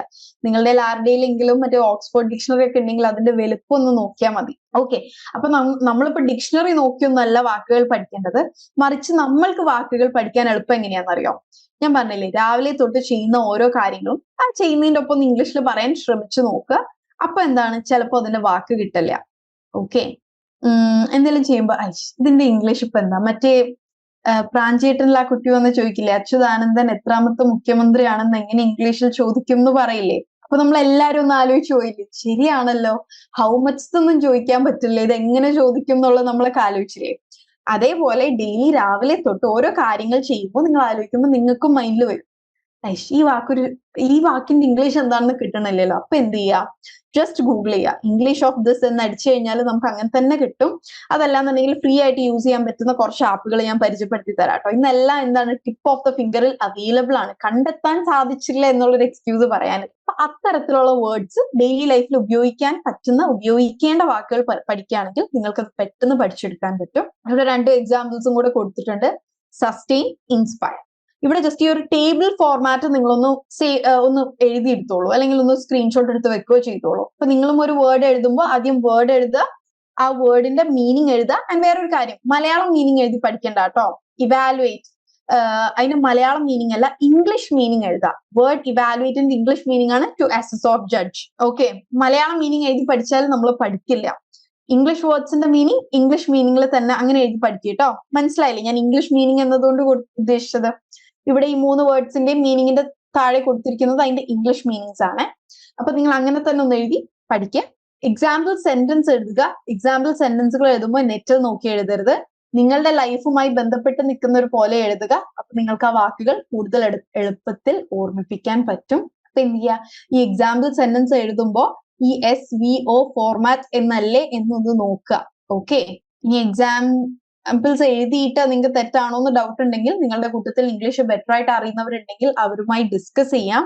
അല്ലാന്നുണ്ടെങ്കിൽ എന്താണ്, ഗൂഗിളിൽ ഒന്ന് ടൈപ്പ് ചെയ്ത് കൊടുത്തിട്ട് ഇതിൽ എന്തെങ്കിലും എറർ ഉണ്ടോ എന്ന് വെച്ചാൽ ഗൂഗിളും ഹെൽപ്പ് ചെയ്യും. Okay, no worries about. അപ്പൊ ഈ 3 വേർഡ്സ് പെർ ഡേ എവിടെയാണ് എഴുതേണ്ടത് എന്ന് ചോദിച്ചാൽ, create a word journal of your own. Okay, നിങ്ങളുടേതായിട്ടുള്ള ഒരു കുഞ്ഞു ബുക്ക്, വലിയ ബുക്കൊന്നും വേണ്ട, ഒരു കുഞ്ഞു ബുക്ക്. ഡെയിലി പേപ്പറിൽ എഴുതിയാൽ പേപ്പർ കയറി പോകും. ബട്ട് ഹാവ് എ പ്രോപ്പർ ഈ പോക്കറ്റ് ബുക്സ് കിട്ടും, ചെറുത്. അതിൽ ഡെയിലി എഴുതുകയാണെന്നുണ്ടെങ്കിൽ it will be good. Okay, പിന്നെ ഒരു ദിവസം 10ഉം 15ഉം വേർഡ്സ് ഇരുന്ന് പഠിച്ചാൽ it is of no use. Okay, അപ്പൊ ഒരുപാട് ക്വാണ്ടിറ്റി അങ്ങോട്ട് കവർ ചെയ്യാം എന്ന് വിചാരിക്കേണ്ട. മറിച്ച് എന്താണ്, നമ്മൾക്ക് ആവശ്യമുള്ള ക്വാളിറ്റി ഉള്ള വേർഡ്സ് മാത്രം ചൂസ് ചെയ്ത് പഠിക്കുക. ഫോർ എക്സാമ്പിൾ, ഇന്ന് നിങ്ങളുടെ ക്വസ്റ്റ്യൻ പേപ്പേഴ്സിലോ അല്ലെങ്കിൽ നിങ്ങളുടെ അസൈൻമെന്റ് ക്വസ്റ്റ്യൻസിലൊക്കെ ഉണ്ടാവും ഇന്റർപ്രറ്റ്, സമ്മറൈസ്, ഇവാലുവേറ്റ്, ജസ്റ്റിഫൈ എന്നൊക്കെ ഉള്ളത്. അപ്പോൾ ഇതൊക്കെ തമ്മിൽ ചെറിയ ചെറിയ വ്യത്യാസങ്ങളുണ്ട്. സമ്മറൈസും ഇവാലുവേറ്റും തമ്മിൽ വ്യത്യാസമുണ്ട്. ഇവാലുവേറ്റ് ചെയ്യുമ്പോൾ എന്താണ്, നമ്മൾ അതിന്റെ നല്ല വശങ്ങളും ചീത്ത വശങ്ങളും എഴുതണം.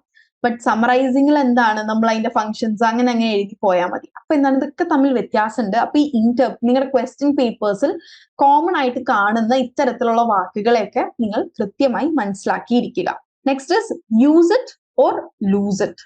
നിങ്ങൾ യൂസ് ചെയ്തിട്ടില്ലെങ്കിൽ നിങ്ങൾ ഉറപ്പായിട്ടും ഒരു പുതിയ വാക്ക് പഠിച്ച് 3ന്റെ അന്നാവുമ്പോഴേക്കും ചിലപ്പോൾ നെക്സ്റ്റ് ഡേ നിങ്ങൾക്ക് ഇന്നലെ ഞാൻ ആ വാക്ക് പഠിച്ചു എന്നുള്ളത് ഓർമ്മ ഉണ്ടാവും. ഒരു 2nd ഡേ 3rd ഡേക്ക് അപ്പുറം നിങ്ങൾക്ക് അത് ഓർമ്മ ഉണ്ടാവില്ല. കാരണം എന്താണ്, നമ്മൾ അത് ഉപയോഗിക്കുന്നതോടെ, കാരണം പുതിയ സംഗതിയാണ്. ഓക്കെ, അപ്പൊ നമ്മുടെ ബ്രെയിൻ അത് ക്യാച്ച് ചെയ്യാൻ സമയം വേണം. നമ്മുടെ ബ്രെയിൻ മറ്റേ എന്താ പറയാ, ഒരു മനുഷ്യന്റെ ബ്രെയിൻ അല്ലേ ഇത്. അപ്പൊ ഇറ്റ് ടേക്സ് ടൈം. ഓക്കെ, നമ്മൾ കമ്പ്യൂട്ടറിൽ അടിച്ചിട്ട് സേവ് ചെയ്യുന്ന പോലെ നമ്മുടെ ബ്രെയിനിൽ അത് സേവ് ആവും. പക്ഷെ എന്ത് പറ്റും, അത് ഉള്ളിലേക്ക് ട്രാഷ് ബിന്നിലേക്ക് പോകുന്നത് പോലെ ട്രാഷിൽ പോയി കിടക്കും. അപ്പോ അത് ഡെയിലി യൂസ് ചെയ്ത് കഴിഞ്ഞാൽ അത് ട്രാഷ് ബിന്നിലേക്ക് പോവാതെ ബ്രെയിനിൽ ഫീഡ് ആയി കിടക്കും. Okay, so that is it. Use it or you will loose it. Okay, അപ്പൊ പഠിച്ച കാര്യങ്ങൾ യൂസ് ചെയ്യാത്തതുകൊണ്ട് വെറുതെ ലൂസ് ചെയ്യരുത്. ഞാൻ നേരത്തെ പറഞ്ഞ പോലെ കുറച്ച് ഫ്രീ ടൂൾസ്, ഗ്രാമർലി നിങ്ങൾ എഴുതുന്ന സെന്റൻസുകളോ പാരഗ്രാഫുകളോ ഒക്കെ ഗ്രാമർലി ഇട്ടുകൊടുത്താൽ എന്ത് ചെയ്യും, ഗ്രാമർലി കൃത്യമായി അത് കറക്റ്റ് ചെയ്ത് തരും. ഓക്കെ, ഗൂഗിൾ ഡിക്ഷണറി യൂസ് ചെയ്യാം. ക്വിസ്ലെറ്റ് എന്ന് പറയുന്നത് അതിൽ എന്താണ് ഇങ്ങനെ ഫ്ലാഷ് കാർഡ്സ് പോലെ നമുക്ക് വേർഡ്സിന്റെ മീനിങ് ക്വിസ്ലെറ്റ് കാണിച്ചു തരും. ക്വിസ്ലെറ്റിൽ തന്നെ നമുക്ക് ചെറിയ രീതിയിൽ ഇങ്ങനെ MCQ പോലെ ക്വിസുകൾ കളിക്കാൻ സാധിക്കും. മഗൂഷ് ആപ്പ് എന്ന് പറഞ്ഞിട്ടുണ്ട്. ആ ആപ്പ് ഞാൻ യൂസ് ചെയ്തിട്ടില്ല, but it's A free app, you can all try. അതുപോലെ തന്നെ ഡുവോലിംഗോ ഉണ്ട്. അപ്പൊ ഇത്തരത്തിലുള്ള ഫ്രീ ആപ്പുകൾ വിൽ ഹെൽപ്പ് യു.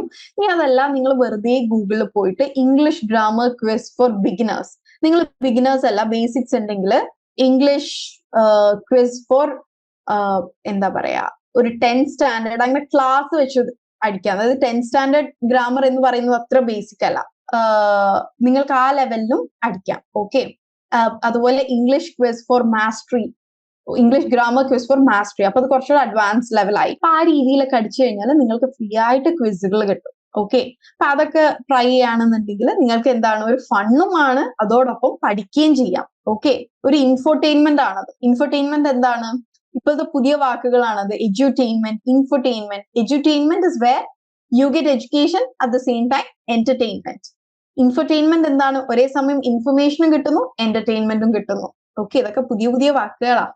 ദെൻ നമ്മളിപ്പോ ഗ്രാമറിന്റെ കാര്യങ്ങൾ പറഞ്ഞു കഴിഞ്ഞു.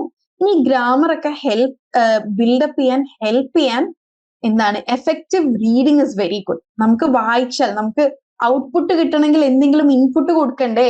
ഈ ഗ്രാമറും വൊക്കാബുലറി ഒക്കെ ഇംപ്രൂവ് ചെയ്യാനുള്ള വളരെ നല്ല ഒരു മെത്തേഡാണ് എന്ത്? Reading. And all of you here being IGNOU students, നിങ്ങൾക്കറിയാം നിങ്ങളുടെ സ്റ്റഡീസിൽ റീഡിങ് എത്രമാത്രം ഇമ്പോർട്ടന്റ് ആണ് എന്നുള്ളത്. ഇപ്പോ നമ്മൾ ലേൺ വൈസ് പ്രൊവൈഡ് ചെയ്യുന്ന വീഡിയോസ് മാത്രം കണ്ട് SLM വായിക്കാതെ പോയി കഴിഞ്ഞാൽ നിങ്ങൾക്ക് എക്സാം എഴുതാൻ പറ്റുമോ? പറ്റും. ലാംഗ്വേജിൽ അത്രയും ഫ്ലുവന്റ് ആയവർക്ക് എന്താണ് നിങ്ങൾ ക്ലാസ്സിൽ കേട്ടത് അത് അതേപോലെ എന്താണ് ട്രാൻസ്ലേറ്റ് ചെയ്ത് സ്വന്തം ഇതിൽ എഴുതാൻ പറ്റും. പക്ഷെ എന്താണ് ടെക്നിക്കൽ ടേംസ് ഒക്കെ കൂടുതൽ തറവാവും എവിടെ നിന്ന്? SLM, നിങ്ങളുടെ സെൽഫ് ലേണിംഗ് മെറ്റീരിയൽ യൂസ് ചെയ്താൽ. അപ്പൊ അവിടെ എന്താണ് റീഡിങ് സ്കിൽസ് ആർ നെസസറി.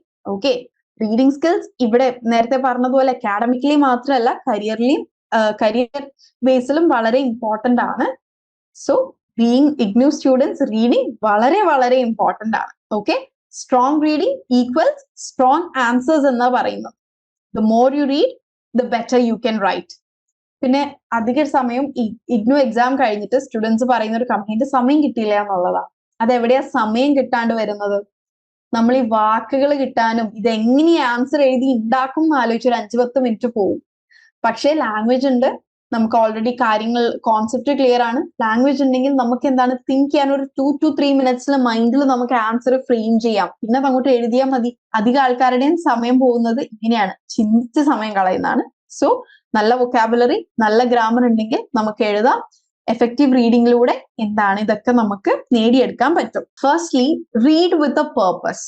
അധികം ആൾക്കാരോട് നിങ്ങൾ ഇന്ന് വായിച്ചോ, സെൽഫ് ലേണിംഗ് മെറ്റീരിയൽ വായിച്ചോ എന്നൊക്കെ ചോദിക്കുമ്പോൾ വായിച്ചു, 10 പേജ് വായിച്ചു, എന്നാൽ അതിലൊരു 3 പോയിന്റ് എങ്കിലും പറയാൻ പറഞ്ഞാൽ ചിലപ്പോൾ പറയാൻ കിട്ടില്ല.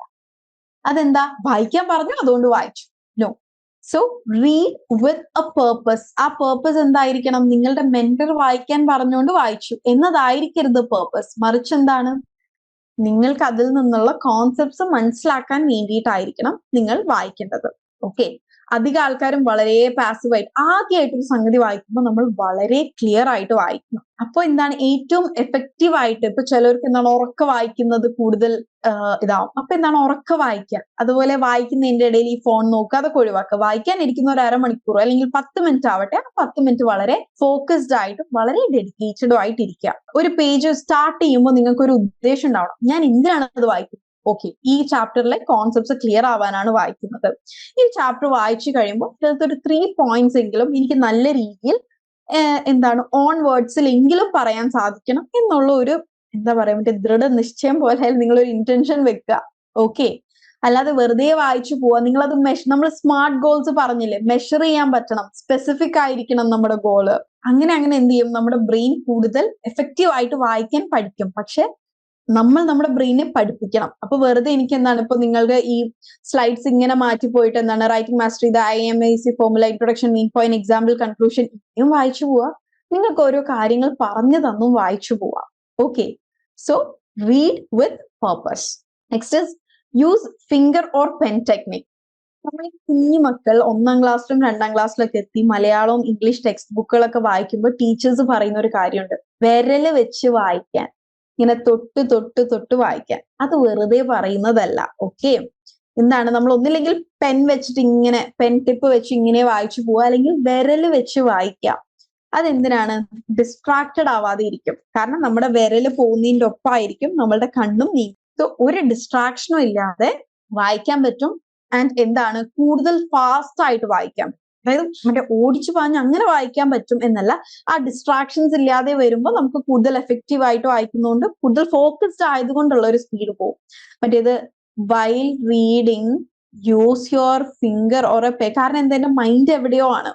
അതേസമയത്ത് ഞാൻ വിരല് വെച്ച് വായിക്കുമ്പോൾ while reading use your finger or pen tip to glide under each line. പിന്നെ ഈ ഫിംഗർ വെച്ച് വായിക്കുമ്പോഴാണ് നമ്മൾ comma, full stop, inverted commas ഒക്കെ നമ്മൾ ശ്രദ്ധിക്കുക. അതല്ലാന്നുണ്ടെങ്കിൽ കോമ ഉണ്ടോ ഫുൾ സ്റ്റോപ്പ് ഉണ്ടോ ഒന്നും പലരും കാണില്ല. Okay, so try that method. One is apply 3-point recall method. 3-point recall method is nothing, that is pause, repeat, ഈ 3-point recall method എന്ന് പറയുന്നത് ഒരു പാരഗ്രാഫ് വായിക്കുകയാണെന്ന് നിങ്ങൾ വിചാരിക്കുക. ഓക്കെ, നിങ്ങൾ നിങ്ങളുടെ SLMലെ ഒരു പാരഗ്രാഫ് വായിക്കുകയാണെന്ന് വിചാരിക്കുക. ആ പാരഗ്രാഫ് വായിച്ചു കഴിയുമ്പോൾ സ്റ്റോപ്പ്, എന്നിട്ട് തിങ്ക് ചെയ്യാം ഈ പാരഗ്രാഫിലെ മെയിൻ ഐഡിയ എന്തായിരുന്നു. Okay, this paragraph talks about childhood development. Okay, അടുത്തത് what are the 2 important supporting points. ഓക്കെ, ഇപ്പൊ ഈ പാരഗ്രാഫിൽ പറഞ്ഞിരിക്കുന്ന മെയിൻ 2 supporting points എന്താണ്? Okay, parents and grandparents play a major role in child's development. Okay, അതൊരു major point ആണ്. Okay, ഇനി തേർഡ് വൺ, അതാണ് ഇവിടെ മെയിൻ. ആ ഒരു പാരഗ്രാഫ് നിങ്ങൾക്ക് എങ്ങനെ നിങ്ങളുടെ വാക്കുകളിൽ പറയാൻ പറ്റും. ഇപ്പൊ എക്സാമിന് നമുക്ക് SLMലുള്ളത് അതേപോലെ കോപ്പി പേസ്റ്റ് ചെയ്യാൻ പറ്റില്ലല്ലോ, ഇനി കാണാപ്പാടം പഠിക്കണം. അതിന് വല്ല മറ്റേ റോബോട്ടിക്, മറ്റേ യന്ത്രൻ സിനിമയിലൊക്കെ കാണിക്കില്ലേ, ബുക്ക് എടുത്ത് ഇങ്ങനെ ഫ്ലാഷ് ചെയ്യുക, എല്ലാം തലയിൽ കയറുന്നു, ആ സെറ്റപ്പ്. സോ തൽക്കാലം മനുഷ്യന്മാരിലേക്ക് ആ സെറ്റപ്പ് എത്തിയിട്ടില്ല. മേ ബി ഒരു 10-15 years ഫ്രം ടുഡേ നമുക്ക് മേ ബി അങ്ങനെയൊക്കെ മെഷീൻസ് വരുമായിരിക്കും. പക്ഷെ ഇപ്പൊ നമ്മൾക്ക് തൽക്കാലം മെഷീൻ ഇല്ല, നമ്മൾ പഠിക്കുക തന്നെ വേണം. അപ്പൊ ആ ഒരു പാരഗ്രാഫിനെ എങ്ങനെയാണ് നിങ്ങൾക്കുള്ള വൊക്കാബുലറിയും ഗ്രാമറും വെച്ചിട്ട് ഇംഗ്ലീഷിൽ ഓൺവേർഡ്സിൽ പറയാൻ നോക്കണം കേട്ടോ. മലയാളത്തിൽ ഒബ്വിയസ്ലി ഇവിടെയുള്ള 95% ആൾക്കാരും അതിനെ മനസ്സിലാക്കിയെടുക്കും. പക്ഷെ നമുക്കിവിടെ വേണ്ടത് എന്താണ്, ഇംഗ്ലീഷിൽ ഓൺവേർഡ്സിൽ നിങ്ങൾ എങ്ങനെയായിരിക്കും ആ ഒരു പാരഗ്രാഫിനെ റീഫ്രെയിം ചെയ്യുക എന്നുള്ളതാണ് കേട്ടോ. ഓക്കെ, സോ ഈ ഒരു 3-point recall മെത്തേഡിൽ എന്താണ്, ഒരു പാരഗ്രാഫ് വായിച്ചു കഴിയുമ്പോൾ what is it's main idea എന്നുള്ളത് നോക്കുക, അതിനുശേഷം സപ്പോർട്ടിംഗ് പോയിന്റ്സ് എന്താണെന്ന് നോക്കുക, ആൻഡ് ഫൈനലി ട്രൈ ഫ്രെയിമിംഗ് അല്ലെങ്കിൽ try explaining the point in your own words. Okay, അത് വേണമെങ്കിൽ നിങ്ങൾക്ക് വെറുതെ പറഞ്ഞു നോക്കുക എന്നതിനേക്കാൾ എഴുതി നോക്കാം. അതല്ലാന്നുണ്ടെങ്കിൽ ജസ്റ്റ് വാട്സപ്പിൽ നമ്മുടെ സ്വന്തം ചാറ്റ് ഉണ്ടാവില്ലേ, അതിലൊന്ന് വോയിസ് ആയിട്ട് അയച്ചു നോക്കുക. എന്നിട്ട് നിങ്ങൾക്ക് കമ്പയർ ചെയ്യാം ഈ പാരഗ്രാഫിൽ പറഞ്ഞ എത്ര കാര്യങ്ങൾ നിങ്ങളുടെ ഓൺ വേർഡ്സിൽ പറഞ്ഞു വന്നപ്പോൾ ഉണ്ടായി, എത്ര മിസ്സായി എന്നൊക്കെ ഉള്ളത് നിങ്ങൾക്കൊന്ന് അനലൈസ് ചെയ്ത് നോക്കാൻ പറ്റും. ഇതിന്റെ കൂടെ ആഡ് ഓൺ ചെയ്യാനുള്ള 2-3 കാര്യങ്ങൾ നമ്മൾ ഫസ്റ്റ് ടൈം വായിക്കുമ്പോഴല്ല, സെക്കൻഡ് ടൈം ഇപ്പൊ ഒരു വായിച്ച SLM പിന്നെയും റിപ്പീറ്റ് ചെയ്ത് വായിക്കുകയാണെന്ന് വിചാരിക്കുക. അപ്പൊ വീണ്ടും ഇങ്ങനെ വേർഡ് ബൈ വേർഡ് നേരത്തെ പറഞ്ഞ പോലെ വിരല് വെച്ച് പോയി വായിക്കണം എന്നില്ല. You don't have to vocalise every word, മൈൻഡിൽ റീഡ് ചെയ്ത് പോയാലും മതി. ഇപ്പൊ ഫോർ എക്സാമ്പിൾ നമ്മൾ നേരത്തെ പറഞ്ഞു the advantages of positive reinforcement are എന്നൊക്കെ പറഞ്ഞ ഇങ്ങനെ കുറെ പോയിന്റ്സ് ഉണ്ടെങ്കിൽ ആദ്യമായിട്ട് വായിക്കുമ്പോൾ ഉറക്കെ വേർഡ് ബൈ വേർഡ് വായിക്കാം. രണ്ടാമത്തെ പ്രാവശ്യം വായിക്കുമ്പോൾ എന്താണ്, നിങ്ങളത് മനസ്സിൽ വായിച്ചാൽ മതി. മൈൻഡ് റീഡ് ചെയ്യുമ്പോൾ എന്താണ്, കൂടുതൽ സ്പീഡിൽ നമുക്കത് കവർ ചെയ്യാൻ പറ്റും. പിന്നെ എന്താ, ഓൾറെഡി വായിച്ച മെറ്റീരിയൽ അല്ലേ, നമ്മുടെ ബ്രെയിനിന് മെയിൻ പോയിന്റ്സും മെയിൻ ഫ്രേസസും ക്യാപ്ചർ ചെയ്യാനുള്ള ഒരു എബിലിറ്റി ഉണ്ടാവും. പക്ഷെ എന്താണ്, ആദ്യത്തെ റീഡിങ് അത്രയും മൈൻഡ്ഫുൾ ആയിട്ട് വായിക്കുന്നവർക്ക് മാത്രമാണ് രണ്ടാമത്തെ റീഡിങ് ഇതേപോലെ ഒരു മൈൻഡ് റീഡിങ്ങിലൂടെ പെട്ടെന്ന് തീർക്കാൻ പറ്റുക. അപ്പോൾ എന്താണ്, നമ്മുടെ കണ്ണിനെയും കൂടെ അങ്ങനെ ട്രെയിൻ ചെയ്തെടുക്കുക. ഇപ്പൊ എന്താ പറയാ, നമ്മൾ ചില ബുക്സ് നോക്കിയിട്ട് ആ വേർഡ് ഇവിടെ എവിടെയോ ഉണ്ടായിരുന്നല്ലോ, ആ വേർഡിൽ നമ്മൾ കണ്ടെത്തില്ലേ, അതേപോലത്തെ എബിലിറ്റി നമുക്ക് വരും. ഫോർ എക്സാമ്പിൾ SLMൽ നമുക്കൊരു പോയിന്റ് കണ്ടെത്തണം. അപ്പൊ എന്താ, കണ്ണിങ്ങനെ സ്കാൻ ചെയ്താൽ തന്നെ ആ ഒരു പോയിന്റിലേക്ക് നമ്മുടെ കണ്ണെത്തും. പക്ഷെ എന്തായിരിക്കണം, ആദ്യത്തെ വായന വളരെ ക്ലാരിറ്റി ഉണ്ടായിരിക്കണം, വളരെ മൈൻഡ്ഫുൾ ആയിട്ട് നിങ്ങൾക്ക് മനസ്സിലായിട്ടുണ്ടായിരിക്കണം. മറ്റേ എന്താ പറയാ, റീഡ് വിത്ത് പേർപ്പസ് എന്നുള്ള രീതിയിൽ ഫോളോ ചെയ്ത് റീഡ് ചെയ്തിട്ടുണ്ടായിരിക്കണം. Okay, next is use skimming and scanning. Skimming and scanning എന്ന് പറയുന്നത് റീഡിംഗ് മെത്തേഡ്സ് ആണ്. ഫോർ എക്സാമ്പിൾ നിങ്ങളുടെ SLM-ൽ ഇപ്പൊ നമ്മൾ എക്സാമിന്റെ തലേന്ന് എല്ലാം ഒന്ന് റിവൈസ് ചെയ്യാണ്. കംപ്ലീറ്റ് ഒരു പേപ്പറിന്റെ ഒരു സബ്ജക്റ്റിന്റെ കംപ്ലീറ്റ് SLM ഇരുന്ന് വായിക്കാൻ നമുക്ക് സമയം ഉണ്ടാവോ? ഇല്ല. അപ്പൊ നമുക്ക് ചെയ്യാൻ പറ്റുന്ന എന്താണ്? സ്കിമ്മിങ് എന്ന് പറയുന്നത് എല്ലാത്തിന്റെയും ഹെഡിങ്സ് മാത്രം വായിച്ചു പോവുക. ഇപ്പോ മോട്ടിവേഷൻ എന്ന മെയിൻ ഹെഡിങ്, അതിന്റെ താഴെ എന്താണ് ടൈപ്സ് ഓഫ് മോട്ടിവേഷൻ ഉണ്ട്. ഓക്കെ, അതിന്റെ സബ് ഹെഡിങ്സ് ആയിട്ട് എന്ത് വരുന്നുണ്ട്? ഇൻട്രിൻസിക് വേഴ്സസ് എക്സ്ട്രിൻസിക് വരുന്നുണ്ട്. അത്തരത്തിലുള്ള സബ് ഹെഡിങ്സ് മാത്രം വായിച്ചു പോകുന്ന എന്താണ്? സ്കിമ്മിങ് ആണ്. ഓക്കെ, അതിന്റെ താഴെയുള്ള പോയിന്റ്സ് നമുക്ക് ഓർമ്മയുണ്ടാവും. ഹെഡിങ്സ് മാത്രം ഇങ്ങനെ നോക്കി പോവാം. Next scanning is for example നമ്മൾക്ക് എല്ലാത്തിലും ഇമ്പോർട്ടന്റ് ക്വസ്റ്റ്യൻസ് ആയിട്ട് വരാൻ സാധ്യതയുണ്ട്, അല്ലെങ്കിൽ ചില ഡേറ്റ്സ്, ചില ഡെഫിനിഷൻസ് പേജിൽ കൂടെ പോയിട്ട് ആ ഇമ്പോർട്ടന്റ് പോയിന്റ്സ് മാത്രം നോക്കി പോവാം. അപ്പൊ ആ ഒരു സ്കാനിങ് പ്രോസസ്സിനെ ഈസി ആക്കാൻ വേണ്ടിയിട്ടായിരുന്നു നമ്മൾ സ്കൂളിൽ പഠിക്കുമ്പോഴൊക്കെ സയൻസിലും സോഷ്യലൊക്കെ ഹൈലൈറ്റ് വെച്ച് ഹൈലൈറ്റ് ചെയ്യാറില്ലേ? അതിന്റെ ഉദ്ദേശം സ്കാൻ ചെയ്യുമ്പോൾ പെട്ടെന്ന് കണ്ണ് അവിടെ കുടുങ്ങുക എന്നതായിരുന്നു. ഓക്കെ, അതേപോലെ അപ്പൊ എക്സാമിന്റെ തലേന്നൊക്കെ എന്താണ്? ഫുൾ തറോ റീഡിംഗ് അല്ല, മറിച്ച് എന്ത് വേണം നമുക്ക്? Skimming and scanning. Okay, skimming is reading only headlines അല്ലെങ്കിൽ ഹെഡിങ്സ്. സ്കാനിങ്ങിലേക്ക് വരുമ്പോൾ എന്താണ്? നമ്മൾ main definitions, main dates, main authors മാത്രം ഇങ്ങനെ നോക്കി പോകുന്നതാണ് സ്കാനിങ്. അതായത് നമുക്ക് വേണ്ട ഇൻഫർമേഷൻസ് മാത്രം നമ്മളിങ്ങനെ കണ്ണിൽ കൊടുക്കുക, അല്ലെങ്കിൽ ജസ്റ്റ് അതിൽ മാത്രം നമ്മൾ ഫോക്കസ് ചെയ്യുക. അപ്പോൾ ഒരു കോംപ്രിഹെൻസീവ് റീഡിങ്, ഒരു മൈൻഡ്ഫുൾ റീഡിങ്ങിന് വേണ്ട കുറച്ച് ടിപ്സും ടെക്നിക്സും ആണ് നമ്മളിവിടെ ഡിസ്കസ് ചെയ്തിട്ടുള്ളത്. ഓക്കെ, പിന്നെ മറ്റൊരു കാര്യം, എപ്പോഴും try practising with a timer. ഇപ്പൊ നിങ്ങളൊരു 10 പേജ് വായിക്കാൻ ഇരിക്കുകയാണെന്നുണ്ടെങ്കിൽ ഒരു 40 മിനിറ്റ്സ് അല്ലെങ്കിൽ 30 മിനിറ്റ്സ് സെറ്റ് ചെയ്യുക. That is 3 minutes per page എന്നുള്ള രീതിയിൽ സെറ്റ് ചെയ്ത് വെക്കുക. ഓക്കെ, എന്നിട്ട് നിങ്ങൾക്ക് അത് ആ ഒരു ടൈം ഇതിൽ വായിച്ചിട്ട് എത്ര കവർ ചെയ്യാൻ പറ്റി എന്നുള്ളത് നോക്കുക. അപ്പൊ ടൈമർ വെച്ച് പ്രാക്ടീസ് ചെയ്യുമ്പോൾ that will be more effective. അപ്പൊ ഈ റീഡിങ്ങും ഒരു ഹാബിറ്റ് ആക്കുക. ഡെയിലി 2 പേജ് എങ്കിലും അത് ഒരു റീഡിംഗ് ഒരു ഹാബിറ്റ് ആക്കുക എന്നൊരു നല്ല കാര്യമാണ്. അതിനേക്കാൾ ഇതിവിടെ പറയുന്നത് എക്സാമിൽ അതിന്റെ വ്യത്യാസം എന്തായാലും കാണാൻ പറ്റും. കാരണം ഒരു കോമ്പറ്റേറ്റീവ് അഡ്വാൻറ്റേജ് ഉണ്ട്. കൂടുതൽ വായിക്കുന്നവർക്ക് കൂടുതൽ മാർക്ക് കിട്ടും. That is for sure. Okay, അപ്പൊ വെറുതെ വായിക്കുകയല്ല, ഇന്റൻഷനലി എനിക്കിത് വായിക്കണം, അതുകൊണ്ട് ഞാൻ വായിക്കുന്നു എന്നുള്ള രീതിയിലായിരിക്കണം വായന. അതല്ലാതെ വെണ്ടർ പറഞ്ഞു അല്ലെങ്കിൽ ഇതൊക്കെ പൈസ കൊടുത്ത് മേടിച്ച SLM അല്ലേ അതുകൊണ്ട് വായിക്കാം, അതായിരിക്കരുത് നിങ്ങളുടെ ഇന്റൻഷൻ. മറിച്ച് എന്താണ്? എനിക്ക് എക്സാമിൽ നല്ല രീതിയിൽ സ്കോർ ചെയ്യണം, so I am reading it. Okay, അപ്പൊ നമ്മൾ ബേസിക് വൊക്കാബുലറി പറഞ്ഞു, ഗ്രാമർ പറഞ്ഞു, റീഡിംഗ് സ്കിൽസ് പറഞ്ഞു. ഇനി we are moving to writing. Why writing skill matters?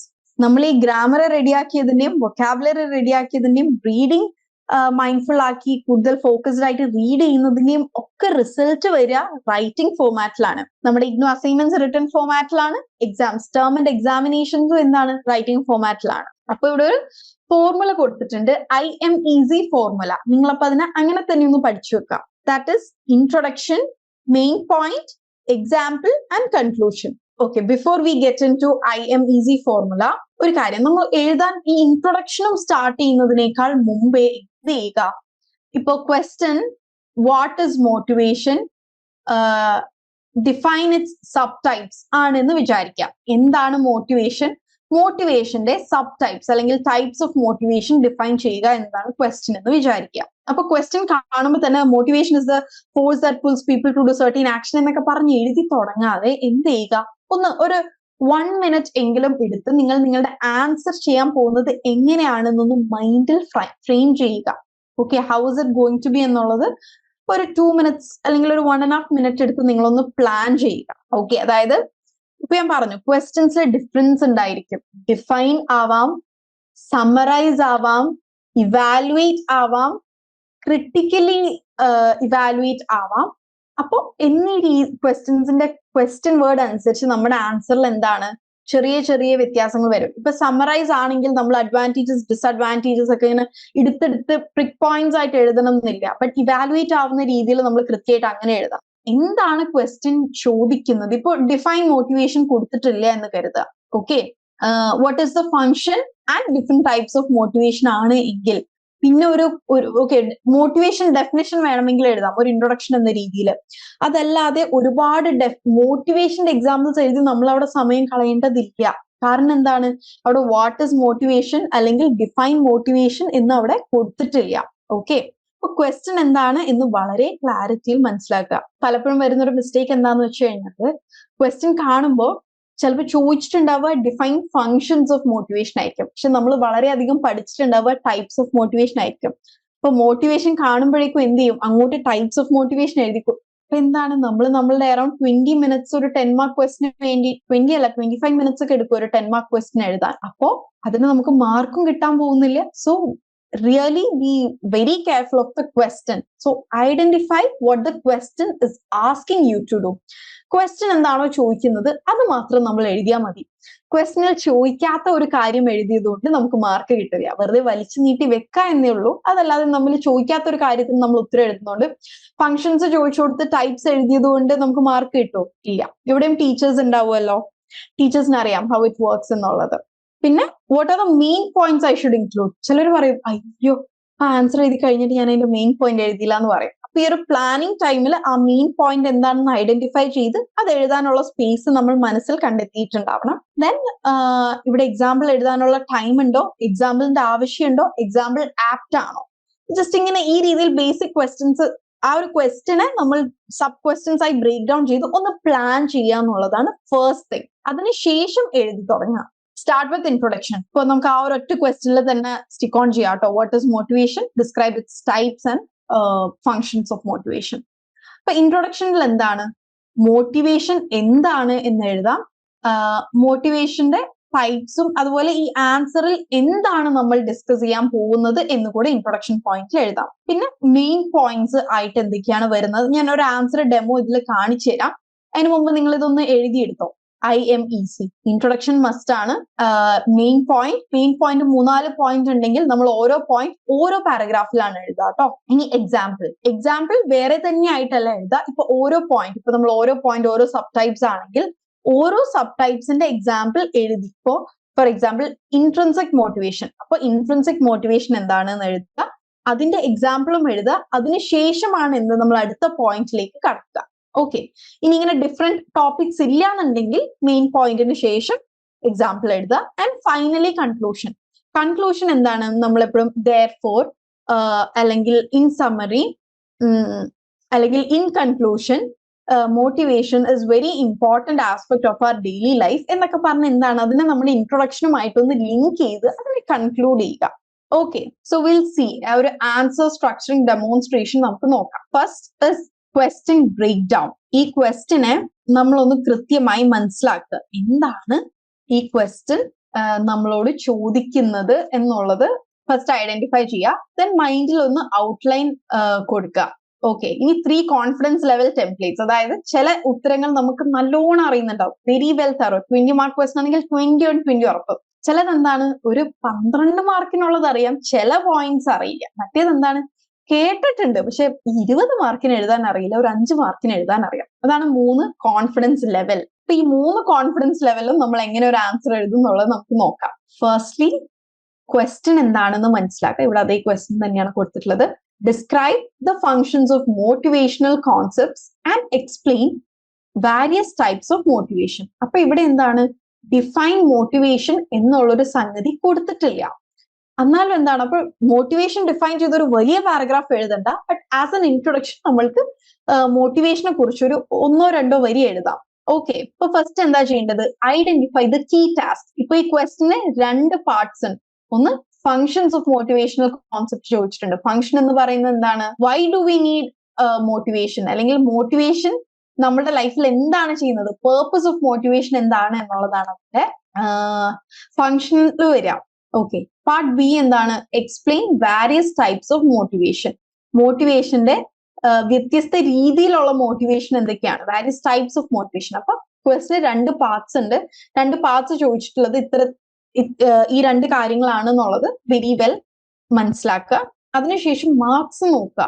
ഇവിടെ ക്വസ്റ്റ്യനിൽ ക്ലിയർ ആയിട്ട് കൊടുത്തിട്ടുണ്ട് 5+5 ആണ് എന്നുള്ളത്. ഓക്കെ. അപ്പൊ ആ രീതിയിൽ വേണം നമ്മൾ അതിനെ ആൻസർ ചെയ്യാൻ. 5 marks for describing function, 5 marks for explaining types. ഇപ്പൊ 5+2 ആയിരുന്നെങ്കിൽ നമുക്ക് അതനുസരിച്ച് മതി. പക്ഷെ ഇവിടെ 5+5 ആണ്. ഇനി ഈ ക്വസ്റ്റ്യൻ ചിലപ്പോൾ നിങ്ങൾ നിങ്ങളുടെ SLMൽ ഇതേ ക്വസ്റ്റ്യൻ തന്നെ വ്യത്യസ്ത രീതിയിൽ നിങ്ങൾ നിങ്ങളുടെ അസൈൻമെന്റിലോ SLMലോ നിങ്ങൾ ഈ ക്വസ്റ്റ്യൻ കണ്ടു കാണും. അപ്പൊ ഈ ക്വസ്റ്റ്യൻ വേണമെങ്കിൽ നിങ്ങൾക്കൊന്ന് റീറൈറ്റ് ചെയ്ത്, അല്ലെങ്കിൽ നിങ്ങൾ പഠിച്ച ക്വസ്റ്റ്യനുമായി, അല്ലെങ്കിൽ നിങ്ങൾ ക്വസ്റ്റ്യൻ ആയിട്ട് പഠിച്ചു വെച്ചിട്ടുണ്ടാവും, ചിലപ്പോൾ വേറെ രീതിയിലായിരിക്കും.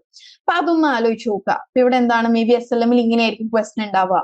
What roles do motivational concepts serve in guiding behavior, and what different forms does motivation take?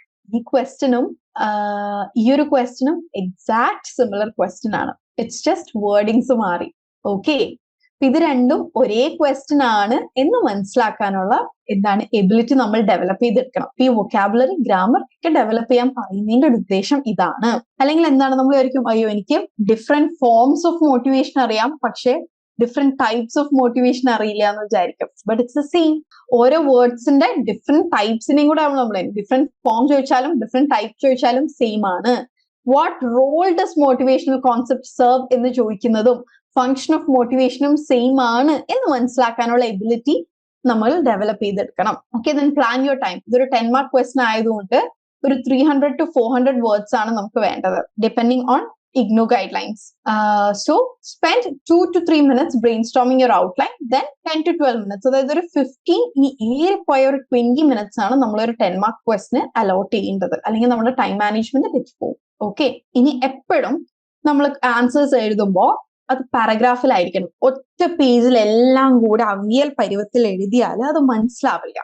So always define motivation, ഒരു സബ് ടൈപ്പ്, ഒരു ഫംഗ്ഷൻ, ഒരു സബ് ടൈപ്പ്, അങ്ങനെയൊക്കെ എഴുതിയാൽ കറക്റ്റ് ചെയ്യുന്ന ആൾക്ക് മാർക്ക് തരാനും തോന്നില്ല, മുഴുവൻ ഇരുന്ന് വായിച്ചു നോക്കി കറക്റ്റ് ചെയ്യാനും തോന്നില്ല. മറിച്ച് എന്തായിരിക്കണം, ഫസ്റ്റ് പാരഗ്രാഫിൽ ഒരു 2 ലൈൻ ആയിട്ട് എന്താണ് മോട്ടിവേഷൻ നിങ്ങൾക്ക് ഡിസ്ക്രൈബ് ചെയ്യാം.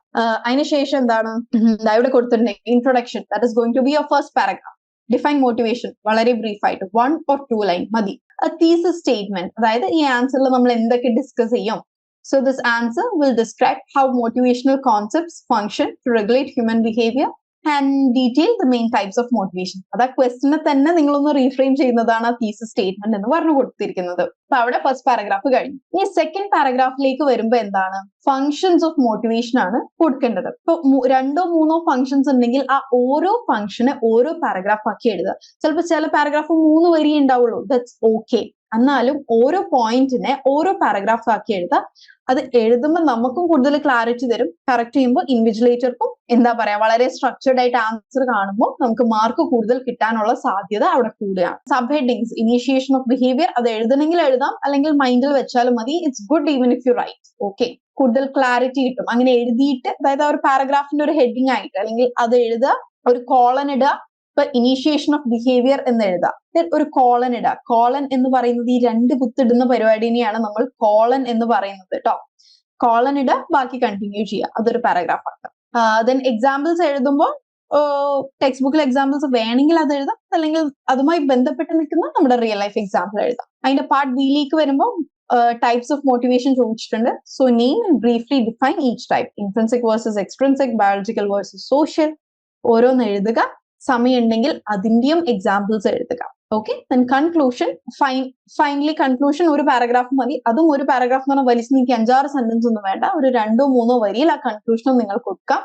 സോ ഒരു 10 മാർക്ക് ക്വസ്റ്റനിൽ there can be around 8 paragraphs, അല്ലെങ്കിൽ ഒരു 6 to 8 പാരഗ്രാഫ്സ് ഉണ്ടാവാം. ഓക്കെ, നിങ്ങൾ പാരഗ്രാഫ് ആക്കാൻ ഇഷ്കേണ്ട കാര്യമൊന്നുമില്ല. ഫുൾ കോൺഫിഡന്റ് ആയിട്ടാണ് നിങ്ങൾ ആൻസർ എഴുതുന്നത് എന്നുണ്ടെങ്കിൽ എന്ത് ചെയ്യുക, ഇൻട്രൊഡക്ഷന് ഇൻ ഡെപ്ത് കൊടുക്കാം. You can begin with defining motivation using a concise, like according to this person, according to Albert personality എന്നൊക്കെ, അതായത് മോട്ടിവേഷന്റെ ആരെങ്കിലും കൊടുത്തിട്ടുള്ള according to Abraham Maslow motivation refers to എന്ന് പറഞ്ഞ് എഴുതാം. Then detailed explanation of functions, അതായത് ഓരോ ഫങ്ഷൻ മെൻഷൻ ചെയ്യുക, അതിന്റെ മെയിൻ പോയിന്റ്സ് മെൻഷൻ ചെയ്യുക, അതിനുശേഷം എക്സാമ്പിൾ എഴുതുക. ഇനി ടൈപ്സ് ഓഫ് മോട്ടിവേഷനിലേക്ക് വരുമ്പോഴും അതുപോലെ ടൈപ്സ് എഴുതുക, അതിന്റെ മെയിൻ പോയിന്റ് എഴുതുക, അതിന്റെ എക്സാമ്പിൾ എഴുതുക. ഓക്കെ, പിന്നെ fluent writing style, that is ഇപ്പോ ഇൻട്രിൻസിക് വേഴ്സസ് എക്സ്ട്രിൻസിക് മോട്ടിവേഷൻ ആണെന്ന് വിചാരിക്കാം. ഇൻട്രിൻസിക് മോട്ടിവേഷൻ ഇസ് എന്ന് പറഞ്ഞ് നിങ്ങൾ എഴുതി കഴിഞ്ഞതിന് ശേഷം എന്താണ്, on the other hand extrinsic motivation is. അതെന്താ നമ്മുടെ ആൻസറിന് ഒരു ഭംഗി നൽകും. ഇനിയിപ്പോ നിങ്ങൾ ഫുൾ സ്റ്റോപ്പ് ഇട്ട് അപ്പുറത്തുനിന്ന് എക്സ്ട്രിൻസിക് മോട്ടിവേഷൻ എന്ന് പറഞ്ഞ് എഴുതിയാലും ആ ഒരു മോർ ഓവറിനും അഡീഷണലി എന്ന വേർഡ്സ് യൂസ് ചെയ്യുന്നതിന് നിങ്ങൾക്ക് മാർക്ക് കിട്ടുന്നു എന്നല്ല, ആൻസറിന്റെ ക്ലാരിറ്റി കൂടുന്നു എന്നതാണ്. എപ്പോഴും keep an I on grammar, spelling. കാരണം നമുക്ക് ഇതെല്ലാം എഴുതി കഴിഞ്ഞ് എഡിറ്റ് ചെയ്യാൻ എല്ലാവർക്കും സമയം കിട്ടില്ല. അപ്പോൾ എഴുതുന്നതിന്റെ ഒപ്പം തന്നെ സ്പെല്ലിങ്സ് കറക്റ്റ് അല്ല, ഗ്രാമർ കറക്റ്റ് അല്ല, ജസ്റ്റ് ഒരു ഗോ ത്രൂ ചെയ്ത് നോക്കുക. ഓക്കെ. And finally conclusion. കൺക്ലൂഷനിൽ എന്താ ചെയ്യേണ്ടത്? എല്ലാ പോയിന്റ്സും ഒന്ന് സമ്മറൈസ് ചെയ്യുക. therefore അല്ലെങ്കിൽ in conclusion motivation is the so and so എന്ന് പറഞ്ഞ് ഒന്ന് കൺക്ലൂഡ് ചെയ്യുക. Okay. So this level of details help maximize marks by showcasing breadth and depth of the knowledge. കാരണം എന്താണ്? നമ്മൾ മെയിൻ പോയിന്റ്സ് എഴുതി അത് സപ്പോർട്ട് ചെയ്യാൻ എക്സാമ്പിൾസും കൊടുത്തു കഴിഞ്ഞു. സോ നിങ്ങൾക്ക് നല്ലവണ്ണം അറിയുന്ന ഉത്തരങ്ങളാണെന്നുണ്ടെങ്കിൽ ഈ രീതിയിൽ അതിനെ ഫ്രെയിം ചെയ്യുക.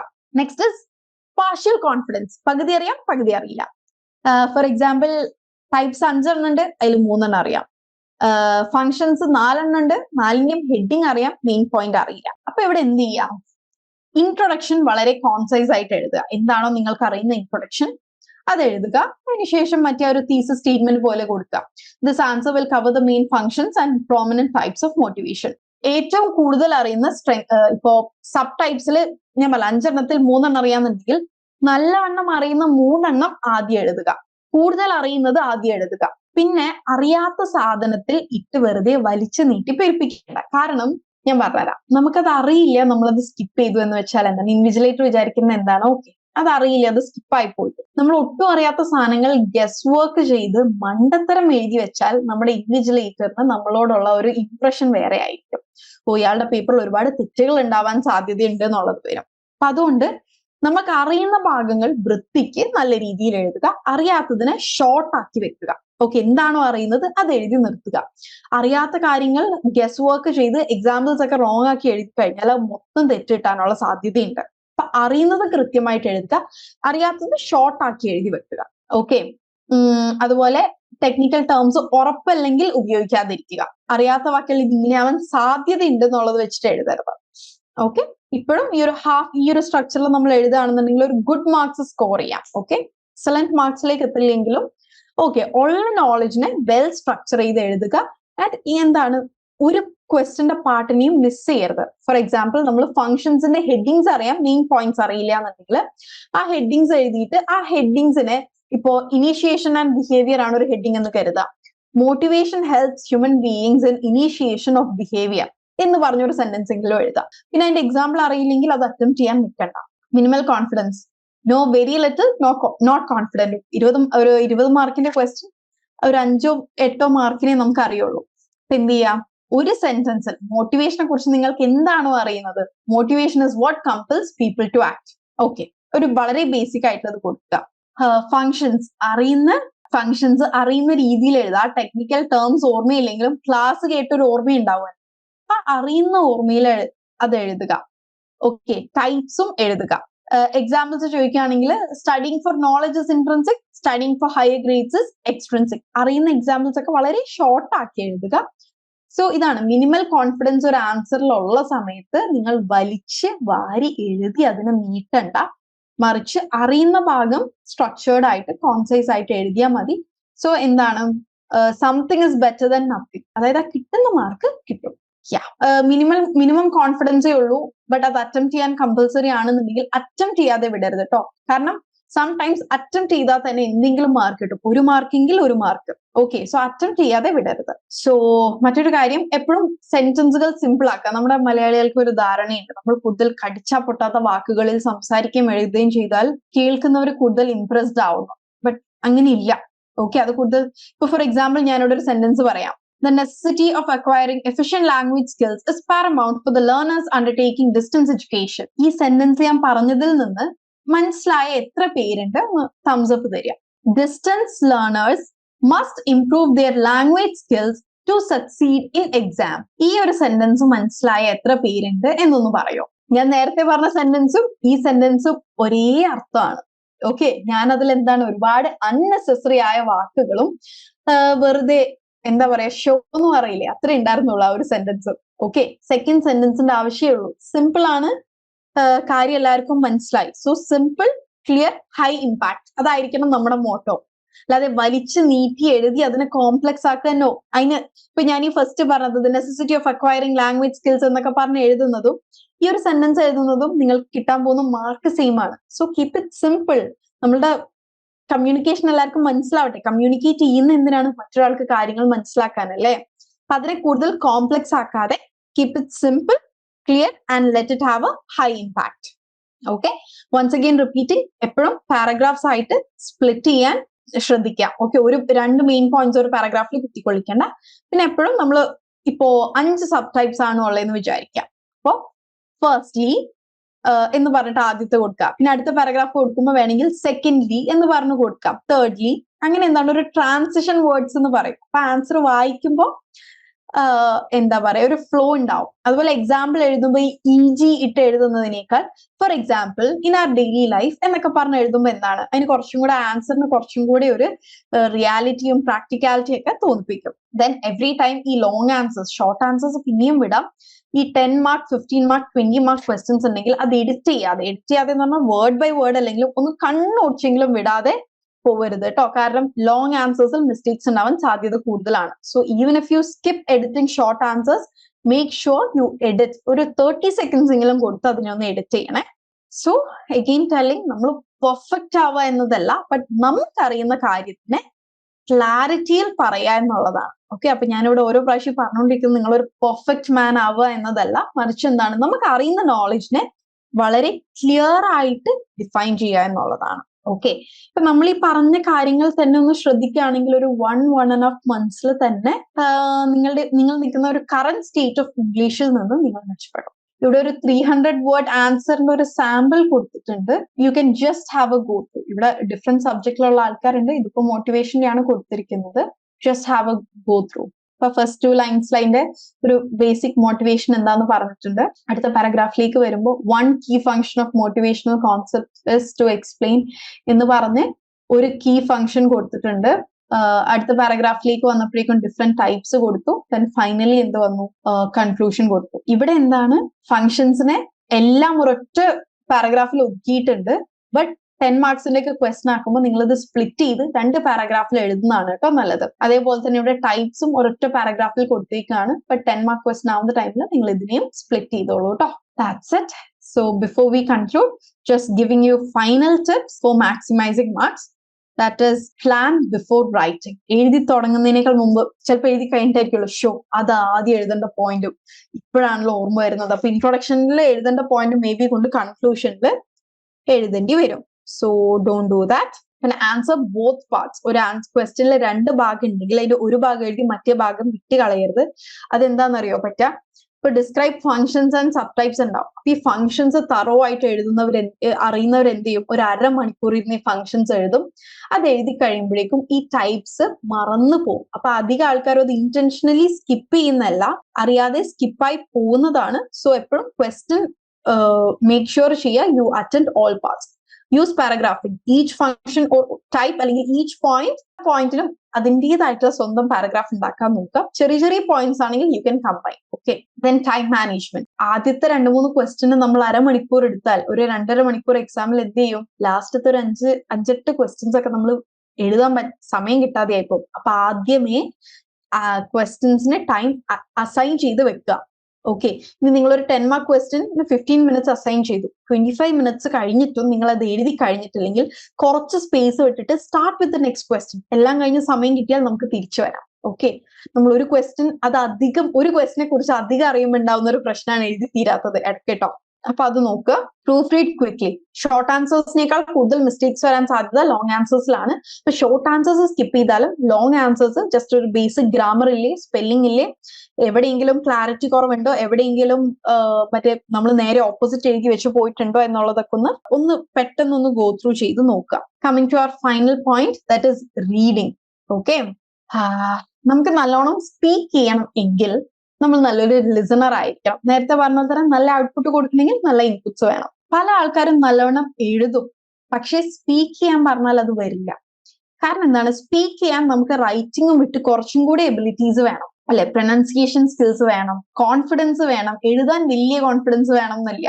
കാരണം എന്താണ്, അതൊരു പേപ്പറിൽ എഴുതി കൊടുക്കുന്നു, എല്ലാവരും കേൾക്കുന്നില്ല. ബട്ട് ടു സ്പീക്ക്, അപ്പോ നമുക്കിപ്പോ നിങ്ങൾക്ക് ഓരോരുത്തർക്കും ഇംപ്രൂവ് ചെയ്യാൻ പറ്റുന്നത് is through self practice. Self പ്രാക്ടീസിന് നിങ്ങൾക്ക് ചെയ്യാൻ പറ്റുന്ന 2-3 കാര്യങ്ങൾ. മിറർ ടോക്ക്, മിററിൽ നോക്കി നിങ്ങൾ നിങ്ങളോട് തന്നെ സംസാരിക്കാം. വളരെ നല്ലൊരു മെത്തേഡാണ്, ഇംപ്രൂവ്മെന്റ് ഉണ്ടാവും. പിന്നെ അതുപോലെ വാട്സപ്പിൽ നിങ്ങളുടെ സ്വന്തം ചാറ്റിൽ നിങ്ങൾ ഇംഗ്ലീഷിൽ മറ്റൊരാളോട് സംസാരിക്കുന്നത് ഇമാജിൻ ചെയ്ത് സംസാരിക്കാം, അല്ലെങ്കിൽ നിങ്ങൾക്ക് നിങ്ങളോട് പറയാനുള്ളത് ഇംഗ്ലീഷിൽ അങ്ങനെ പറഞ്ഞു നോക്കാം. അതിനുശേഷം അതൊന്ന് റീഹിയർ ചെയ്ത് ഈ പറഞ്ഞതിൽ എന്തോ തെറ്റുണ്ടോ, അല്ലെങ്കിൽ ഇസ് ഇറ്റ് റൈറ്റ് എന്നുള്ളതൊക്കെ ഒന്ന് ആലോചിക്കാം. അതല്ല, നിങ്ങൾക്ക് നല്ലവണ്ണം ഇംഗ്ലീഷ് അറിയുന്ന ഫ്രണ്ട്സ് ഉണ്ട്, അല്ലെങ്കിൽ ഇതുപോലെ ഇംഗ്ലീഷ് പഠിക്കുന്നവരുണ്ടെങ്കിൽ അവരുമായി ചേർന്ന് ഒരു ഗ്രൂപ്പ് തുടങ്ങി അതിൽ എല്ലാ ദിവസവും ഒരു 30 മിനിറ്റ്സോ അങ്ങനെ ഒന്ന് ചിറ്റ് ചെയ്യാം. ഇനി അതും അല്ലെങ്കിൽ ആ ഒരു ഇംഗ്ലീഷ് ഗ്രൂപ്പ് എന്ന് പറഞ്ഞൊരു ഗ്രൂപ്പ് ഉണ്ടാക്കിയിട്ട് ആ ഗ്രൂപ്പിൽ മെസ്സേജുകളും വോയിസുകളും എല്ലാം സ്ട്രിക്റ്റ് ആയിട്ട് ഇംഗ്ലീഷിൽ മാത്രമേ പറ്റുള്ളൂ എന്നുള്ള രീതിയിൽ അങ്ങനെ നിങ്ങൾക്ക് പലതും ട്രൈ ചെയ്യാം. ഓക്കെ, സ്പീക്കിങ്ങിൽ വളരെയധികം ഹെൽപ്പ് ചെയ്യുന്നത് ലിസണിങ് ആണ്.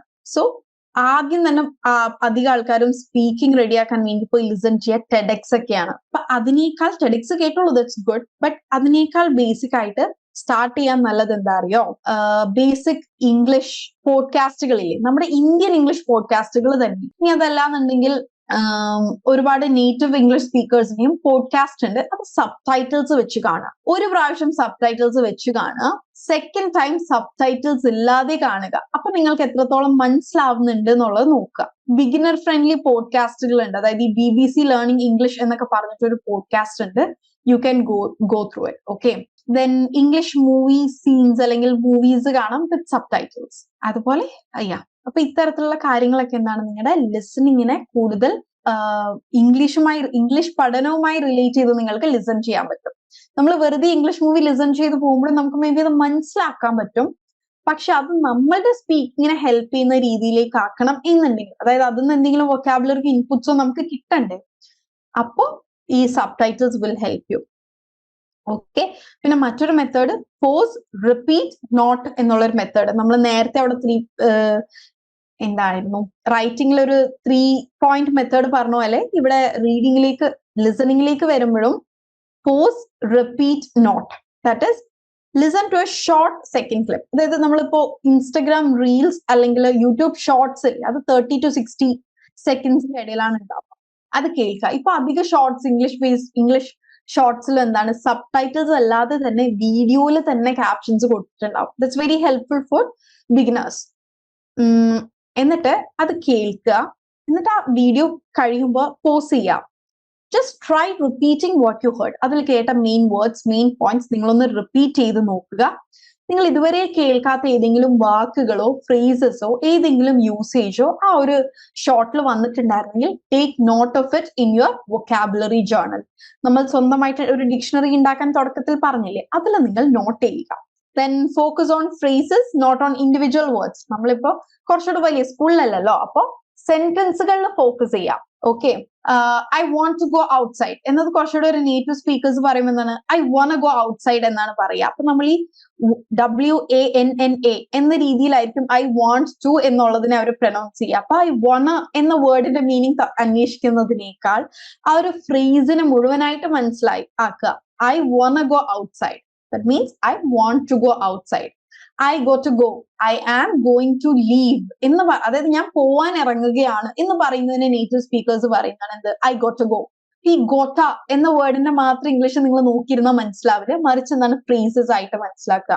I go to go. Okay, എപ്പോഴും ഈ വേർഡ് ബൈ വേർഡ് മീനിങ് മാത്രമല്ലാതെ സെന്റൻസുകൾ അടിച്ചാലും നിങ്ങൾക്ക് എന്താണ് ഗൂഗിളിൽ അതിന്റെ കൃത്യം മീനിങ് അവൈലബിൾ ആയിട്ട് കിട്ടും. ഓക്കെ, നമ്മൾ ലിസണിങ് ഡെവലപ്പ് ചെയ്യുന്നത് എന്തിനാണ്, നമ്മളുടെ സ്പീക്കിംഗ് ബെറ്റർ ആക്കാൻ വേണ്ടിയിട്ടാണ്. അലോങ് വിത്ത് ലിസണിങ് നമ്മൾ സ്പീക്കിംഗ് കൂടെ പ്രാക്ടീസ് ചെയ്യുക. ഈ രീതിയിൽ ലിസണിങ് പ്രാക്ടീസ് ചെയ്യുന്നത് സ്പീക്കിംഗ് ഇംപ്രൂവ് ചെയ്യാനാണ്.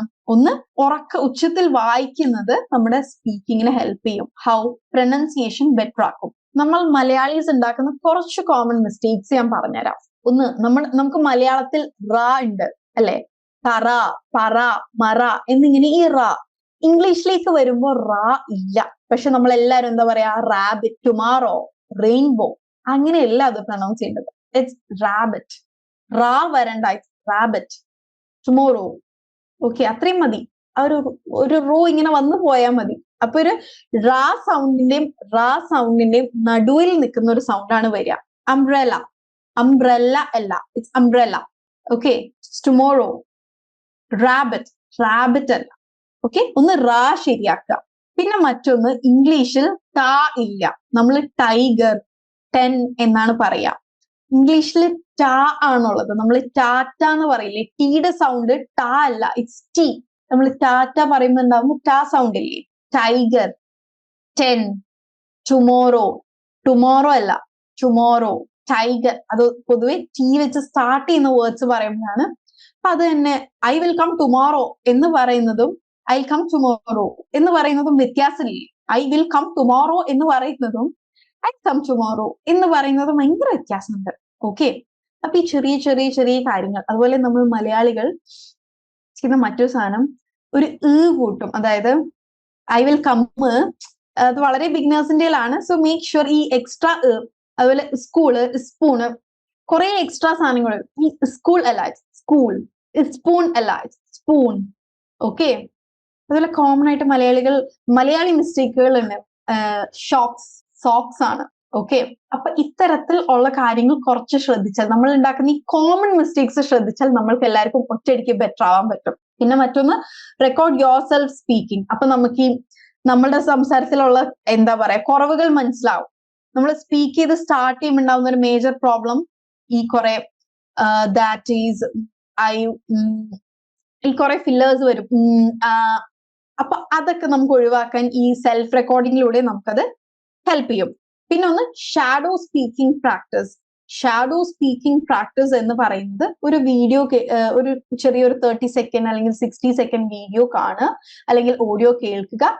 ആ വീഡിയോയിൽ അല്ലെങ്കിൽ ഓഡിയോയിൽ ആ വ്യക്തി സംസാരിക്കുന്നത് പോലെ തന്നെ നമ്മൾ പ്രാക്ടീസ് ചെയ്യുന്നതിനെയാണ് ഷാഡോ. ഇതെന്താണ്, നമ്മുടെ പ്രൊനൗൺസിയേഷനെയും സ്ലാങ്ങിനെയും ഒക്കെ ബെറ്റർ ആക്കാൻ. പിന്നെ നമ്മൾ ബിഗിനിങ്ങിൽ പറഞ്ഞ സംഭവം തിങ്കിങ് ഇൻ ഇംഗ്ലീഷ്, അതായത് മൈക്രോ ചാലഞ്ചസ്. നമ്മളൊരു കാര്യം ചെയ്യുമ്പോൾ, what am I doing now? I am teaching English to learn by students. നിങ്ങൾ എന്താ ഇപ്പൊ ചെയ്യുന്നത്? നിങ്ങളൊന്ന് ആലോചിച്ച് നോക്കിയേ. ഞാൻ വാട്ട് ആർ യു ഡൂയിങ് എന്ന് ചോദിച്ചാൽ നിങ്ങൾ എങ്ങനെയായിരിക്കും എനിക്ക് റിപ്ലൈ തരാമെന്നൊന്ന് ആലോചിച്ച് നോക്കിയേ. I am attending LearnWise orientation session. So what did I do today? I attended a session. അപ്പോൾ നമ്മൾ ഫ്രീ ആയിട്ട് കിട്ടുമ്പോഴൊക്കെ നമ്മൾ ഓരോ കാര്യങ്ങൾ എന്ത് ചെയ്തു, ഞാൻ ഇപ്പൊ എന്താ ചെയ്തുകൊണ്ടിരിക്കുന്നത്, അടുത്ത് എന്താ ചെയ്യണ്ടേ എന്നൊക്കെയുള്ളതൊന്ന് ഇംഗ്ലീഷിലും കൂടെ തിങ്ക് ചെയ്യുക. അത് നമ്മുടെ വൊക്കാബുലറിനെയും സ്പീക്ക് ചെയ്യാനുള്ള കോൺഫിഡൻസിനെയും കൂട്ടും. Okay, and bonus tips, few bonus tips to build confidence. ഒന്ന്, സ്പീക്ക് സ്ലോലി. ഫാസ്റ്റ് ആയിട്ട് സംസാരിക്കുന്നതാണ് ഫ്ലുവൻസി എന്ന് കരുതുന്ന ഒരുപാട് ആൾക്കാരുണ്ട്. Fluency means writing the use vocabulary with correct grammar and നമ്മളുടെ കമ്മ്യൂണിക്കേഷൻ മറ്റുള്ളവർക്ക് മനസ്സിലാക്കാതാണ് ഫ്ലുവന്റ് ആവുക എന്നുള്ളത്. ഓക്കെ, അല്ലാതെ എന്താ പറയാ ഭയങ്കര സ്പീഡിൽ സംസാരിക്കുന്നതല്ല ഫ്ലുവൻസി. പല ആൾക്കാരുടെ ഫ്ലുവൻസി എന്താന്ന് വെച്ചാൽ ഭയങ്കര സ്പീഡിൽ ഇംഗ്ലീഷ് സംസാരിക്കുന്നതാണ്. No, it's not fluency. Okay, speak slowly. Clarity ആണ് നമ്മൾക്ക് ഇമ്പോർട്ടൻറ്റ്. ഒരുപാട് സ്പീഡിൽ ഒരുപാട് കട്ടിയുള്ള വാക്കുകൾ പറയാന്നുള്ളതല്ല, സിമ്പിൾ ആൻഡ് ക്ലിയർ ആക്കുക നമ്മുടെ കൺവെർസേഷൻസ് എപ്പോഴും. Focus on being understood. നമ്മൾ സംസാരിക്കുമ്പോൾ നമ്മുടെ ഓഡിയൻസിനെ കണക്കിലെടുത്ത് സംസാരിക്കുക. ഇപ്പോ നിങ്ങളൊരു MSW പോസ്റ്റ് ഗ്രാജുവേറ്റ് ആണ് എന്ന് കരുതുക. നിങ്ങളൊരു പഞ്ചായത്തില് ബേസിക് ഹെൽത്ത് അവയർനെസ് കൊടുക്കാൻ ചെന്നിട്ടാണ്. നിങ്ങൾ ഒരു ഏജ് ഗ്രൂപ്പ്, കുറച്ച് വൃദ്ധരടങ്ങുന്ന ഒരു ഏജ് ഗ്രൂപ്പിനാണ് നിങ്ങൾ ക്ലാസ് കൊടുക്കുന്നത്. നിങ്ങൾ ഒരുപാട് ഈ സൈക്കോളജിക്കൽ അല്ലെങ്കിൽ സോഷ്യോളജിക്കൽ ടെക്നിക്കൽ ടേംസ് ഉപയോഗിച്ച് അവർക്ക് എന്തെങ്കിലും മനസ്സിലാവോ? എന്താ according to our Kerala's health administration system എന്നൊക്കെ പറഞ്ഞാൽ അവർക്ക് എന്തെങ്കിലും മനസ്സിലാവോ? മറിച്ച് അവർക്ക് മനസ്സിലാവുന്ന ഭാഷയിൽ പറയാം. അതുപോലെ നമ്മൾ ഇംഗ്ലീഷ് പ്രാക്ടീസ് ചെയ്യുമ്പോൾ വീട്ടിലെ കുട്ടികളുണ്ടെങ്കിൽ അവർക്ക് മനസ്സിലാവുന്ന ഭാഷയിൽ സംസാരിച്ച് നോക്കുക. നമുക്ക് ഫ്രണ്ട്സ് ഉണ്ടെങ്കിൽ അവരോട് ആ ഒരു ടൈപ്പിൽ സംസാരിച്ച് നോക്കുക. So formal, informal, kind words, ഈ saying sorry, thank you, may I, please എന്നിങ്ങനെയുള്ള വേർഡ്സ് ഒക്കെ ഇൻക്ലൂഡ് ചെയ്ത് സംസാരിച്ചു തുടങ്ങും. അപ്പൊ നമ്മളെ ഹെൽപ്പ് ചെയ്യും. ഓക്കെ, ദെൻ ഈ ഒരു ലേണിംഗ് ജേർണി എന്താ പറയാ എന്റർടൈനിങ് ആക്കാൻ ചെറിയ വിൻസ്, സെലിബ്രേറ്റ് സ്മോൾ വിൻസ്. നമ്മൾ ചിലപ്പോൾ ഒരു ഫസ്റ്റ് ഫ്യൂ ഡേയ്സ് ട്രൈ ചെയ്യുമ്പോൾ സെന്റൻസിലൊക്കെ ഒരു എറർ എങ്കിലും ഉണ്ടാവും. ബട്ട് നിങ്ങൾ ഒരു 1 വീക്ക് കഴിയുമ്പോൾ മേ ബി ആദ്യമായിട്ട് ഒരു എറർലെസ് സെന്റൻസ് ക്രിയേറ്റ് ചെയ്യും. ദാറ്റ് ഈസ് ലൈക്ക് ഒരു കുട്ടി ആദ്യമായിട്ട് വീഴാതെ നടക്കുന്ന പോലെയാണ്. സോ ചെറിയ ചെറിയ ഹാപ്പിനെസ് വരുമ്പോൾ ഡു സെലിബ്രേറ്റ്. ദെൻ ഇംഗ്ലീഷ് പഠിക്കാൻ വേണ്ടിയിട്ട് എന്ത് ചെയ്യുക, കുറച്ച് നിങ്ങളുടെ സറൗണ്ടിങ്സ് ഒന്ന് ഇംഗ്ലീഷ് ആയിട്ട് കണക്ട് ചെയ്യാൻ നോക്കുക. അതായത് യൂട്യൂബിൽ കുറച്ച് ഇംഗ്ലീഷ് വീഡിയോസ് കണ്ടു കഴിഞ്ഞാൽ നമുക്ക് സജഷൻസിൽ പയ്യെ ഇംഗ്ലീഷ് വീഡിയോസ് വന്നു തുടങ്ങും. ആ രീതിയിൽ നമുക്ക് ഇംഗ്ലീഷ് നമ്മുടെ ലൈഫായിട്ട് ഒന്ന് കണക്റ്റഡ് ആക്കുക, ഇന്റൻഷനലി കണക്ട് ചെയ്യുക. ഓക്കെ, സോ ഇത്രയൊക്കെയാണ് നമ്മുടെ speaking and learning, listening and speaking connect ചെയ്ത് പറയാനുള്ള കാര്യങ്ങൾ. Only A good listener can be A good speaker. So listen well so that you can speak even better. ഇനി നമ്മൾ നേരത്തെ പറഞ്ഞ പോലെ തന്നെ സിമിലർ ആയിട്ടുള്ള കാര്യങ്ങൾ നമ്മൾ വായിക്കുമ്പോൾ ഒരു പാസേജ് വായിക്കുക. ഇവിടെ ഒരു പാസേജ് ഉണ്ട്, I give you time to read it. Read the passage, reflect silently. Okay, അതായത് നിങ്ങൾ ഒന്നും ആരോടത്തും പറയണ്ട, ജസ്റ്റ് മൈൻഡിൽ തന്നെ അതൊന്ന് സൈലന്റ് ആയിട്ട് റീകോൾ ചെയ്യുക. Recall main idea plus points. Okay, so ഇവിടെ ഞാൻ ചെറിയൊരു പാസേജ് കാണിച്ചു തരാം. ജസ്റ്റ് വായിക്കുക, വായിക്കുമ്പോൾ ആരും നോട്ട് ഡൗൺ ചെയ്യണ്ട കേട്ടോ.